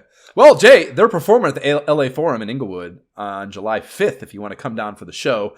I don't think I'm going, but you can crash here if you need to. The forum's only a few minutes away. That day, but thank you. Yeah, I'm actually planning on killing myself on 4th of July, so I don't need to go to that. Which is, anything's better than going to that on 5th of July. Yeah, oh God. I was surprised to see they were touring. They played, there was like, one of the videos I saw, like, I guess they play, I'm sure they live in LA, that makes sense. Washed up pop stars, probably all live in LA. But they played the forum a number of times, like some of their concert videos that I was seeing in the YouTube returns were at the forum, so that must be one of their spots. Cool. Pack Watch now. Some of these games are out technically, but since Nintendo Power has gone monthly, I think we can start just automatically lumping these preview sections into the unreleased category and awaiting them having full releases, or features rather, in issues down the line. So I don't want to put any of these in the pool of Game Map games yet, but we have Taxan's G.I. Joe. We have Irem's Metal Storm. And I think that actually gets a cover feature in the very near future. And we have Ultra's Base Wars. That robot fighting baseball game that I've talked about a lot. Monopoly coming to the NES is presented as constituting hot news, which is, fucking right on that. It is a good port. I remember it's a good Monopoly port, but that's not hot news. There's a game called Zombie Nation from a company called Meldak. And the next step in Kemco Seika's Shadowgate Deja Vu Mac Venture lineage, Uninvited, is here. And then we have Activision's Galaxy 5000, and JVC has a putt-putt game coming down the pipe. And the only one of these that really has me fired up would be G.I. Joe. I remember that game pretty fondly, and I think those are very good action platformers where you kind of switch in and out of different G.I. Joes, which is pretty cool. Dude, none of those mean anything to me. This is all about the Super Famicom Showcase. That's where my eyes go. Well. That is where my eyes go. We're featuring, it says, it even calls it here. The exciting thing too here, if you are young Jerry reading this magazine, it even says Super Mario Bros. 4. This is Super Mario Brothers 4. Super Mario World. This is the first time that, I don't know if you remember previously, these SNES things previously have not had it listed as Super Mario World. It's just been like the next That's Mario what I'm or Mario saying. 4. Like, right. it's there with the title and the script, Super Mario World. So it's just like, and you got F-Zero Pilot Wings. So this is like, it's legit. It's out. Was Pilot Wings, not being an SNES kid, I kind of looked at this. I know F-Zero was a big thing, but Pilot Wings I wasn't really familiar with. Was that a game that was a hot one? It was cool because of like, it was one of those things that showed off the technology of being able to like fly and land and things. So it was like, it was really cool. And I view this Super Nintendo as like, wow, look at this cool technology. Let's see what we can do. And yeah, so to me, like the colors and the vibrancy, like my eyes go here on this page, and I'm just like, you can, the screenshots they have in the US. Yeah, the screenshots very clearly show the technology jump for sure. I agree about that. And I mean, you just said it, but there's no mention of any US drop date here yet, unfortunately, but it is hot news. And I mean, that's, that was the biggest struggle though. It was always like, it's out in Tokyo. Look what we're showing in Tokyo. And I'm just like, when can I play? Can I have it too, please? Please, sir, come give me some of this action. This looking forward to it. 4 action. Yeah, because I was not an SNES kid, even though Jab eventually got one. Like I said, I was just not on it. So there's going to be, especially that early, kind of very similar to what I talk about the Genesis, having got the Genesis a little later. Early stage SNES, I just didn't have a lot of exposed, or was not exposed a lot to. That's a little bit hedged by the fact that AGB he must have got his SNES right at the jump because he had a lot of those. I know that initial launch library had SimCity. He had that Dragon's Lair game, I think, was a very early one. He, of course, had Mario. So he had a number of the early stage SNES games, I think, that whereas with Genesis, none of those games I fucked with because I wasn't around anyone who had one until a little later. So some of that shit I'm going to have exposed to, but there's going to be a lot of the early. Rampart is another one I think of. That kind of seems like an early SNES game that he had. So there's some of those games I'm going to have seen, but there's going to be plenty that I haven't, and I'm very much looking forward to trying a lot of those. Because I didn't have one, I'm never really incentivized to pick an emulator up and just start playing shit the way I do with NES and Genesis in the same way. Interesting. Yeah, there's a couple games. I mean, for me, Super Nintendo was like, my system, like, because it was one of the systems, like, my parents got it for me not too long, if my memory serves me correctly, after it came out. And so I was able to play Mario World and, like, win cool other games. They felt guilty about that whole Atari to NES experience. I don't know, but I was very happy about it. Because, like, some of my favorite games, like Top Gear 3000, which was split screen, best racing game, upgradable over time. Knights of the Round, which is 2-player co-op, like beat 'em up, but like one of the first times ever, maybe the first time that I had, like, your characters are upgradable over time again. Like, you're fighting, you start off, but like visibly too. Like, you start off as like a scrawny, you're definitely not a knight. You're just like a dude with a little weak weapon. And the more you battle, now you got a little more armor. Now you can actually do more things as you fight. Now you're swinging this huge, and your sprite is bigger. And like, it was the first time I've ever seen like your character fully change over time in a co-op fashion. So me and my little brother could play at the same time. All these stages. a game like that was just like, this is the greatest game I've ever played, you know, and that's Super Nintendo for me. You don't have to sell me on adding RPG mechanics to other genres. Yeah, I'm a fan. Closing things out with the next issue teases, they have TMNT 2, the arcade game, and side quest hopeful Star Tropics, and then Howie's letter that I mentioned a little earlier. And he's probably boasting about jerking around in London while he was visiting Rare Limited and Oceansoft headquarters in England. And there's a little bit of affirmation going on the monthly focus of longer reviews and the hottest titles at the expense of diversification but lesser length and quality. So that is it for Nintendo Power issue 20.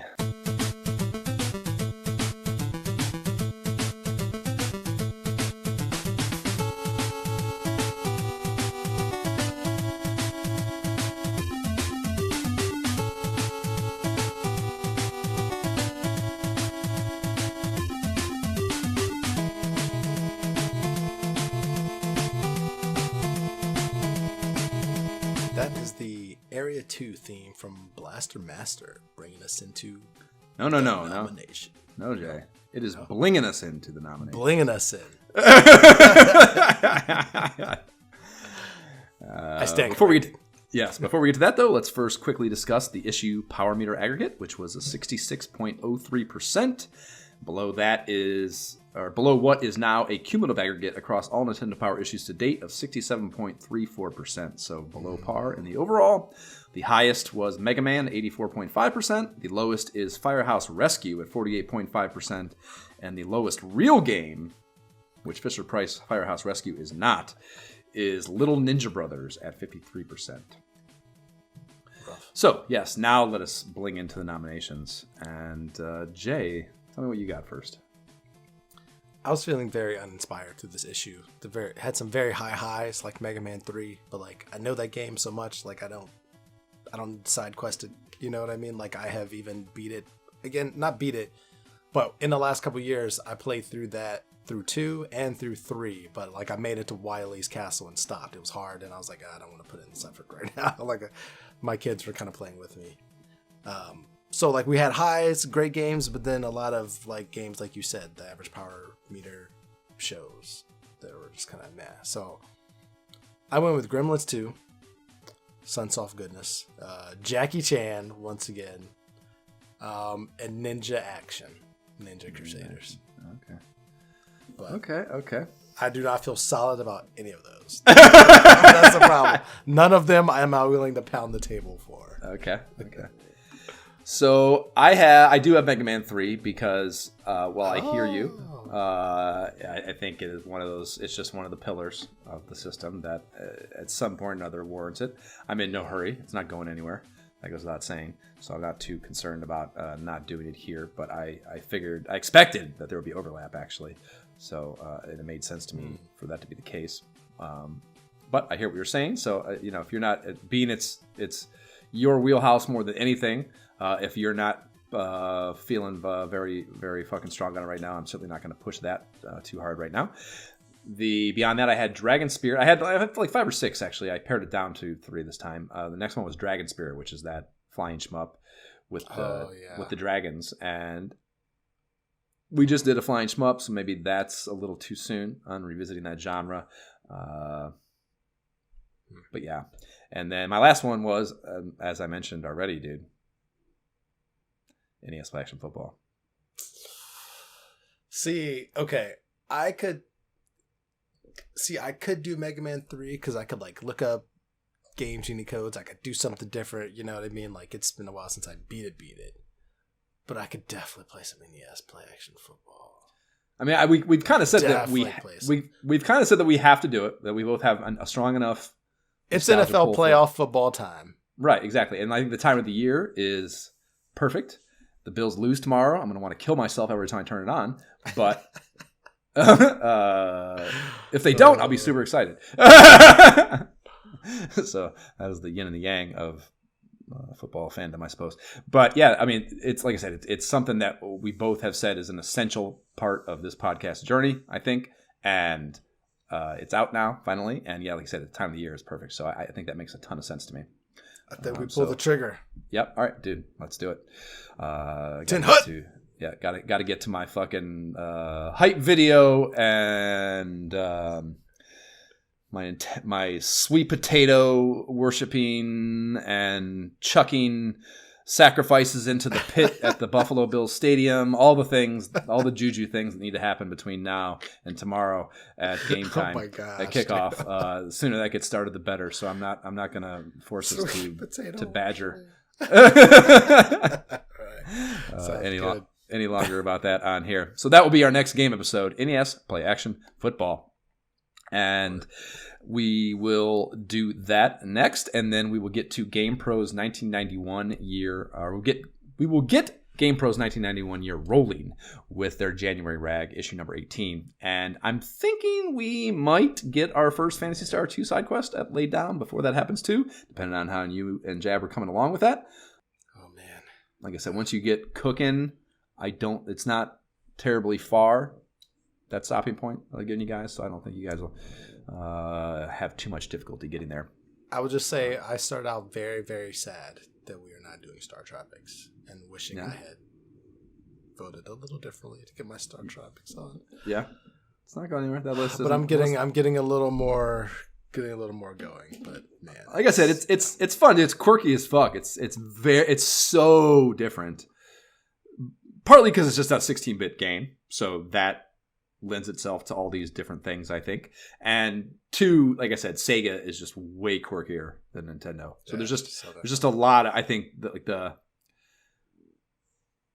wherever we'll fall in the game, who knows? It's early, but the side quest process per se, I think is just unquestionably going to be a blast with it. So we will have fun recording. I can't guarantee we'll have fun preparing. But I can guarantee we'll have fun recording. So that is maybe the important part of those. So press on, wayward soldier.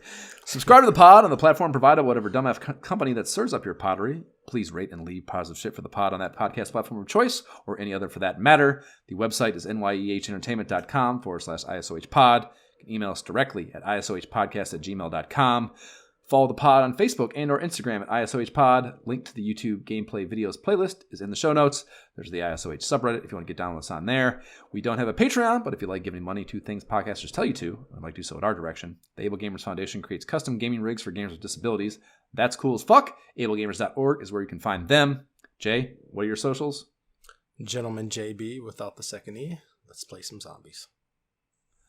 I am on Twitter at Josh Folan. I'm on Instagram at MyShafeIsBroke, and that is where you can find me on Oculus as well, if you can drag me out of the solo adventure of Asgard's Wrath. Although I think there might be a co-op thing to that too. I just don't engage it. There's some social something going on in that game that it's happening, and it keeps trying to force me into it. I'm just like, nope, not interested. No. So maybe there is. I don't know. Maybe you can fucking find me in that too. Okay, bye.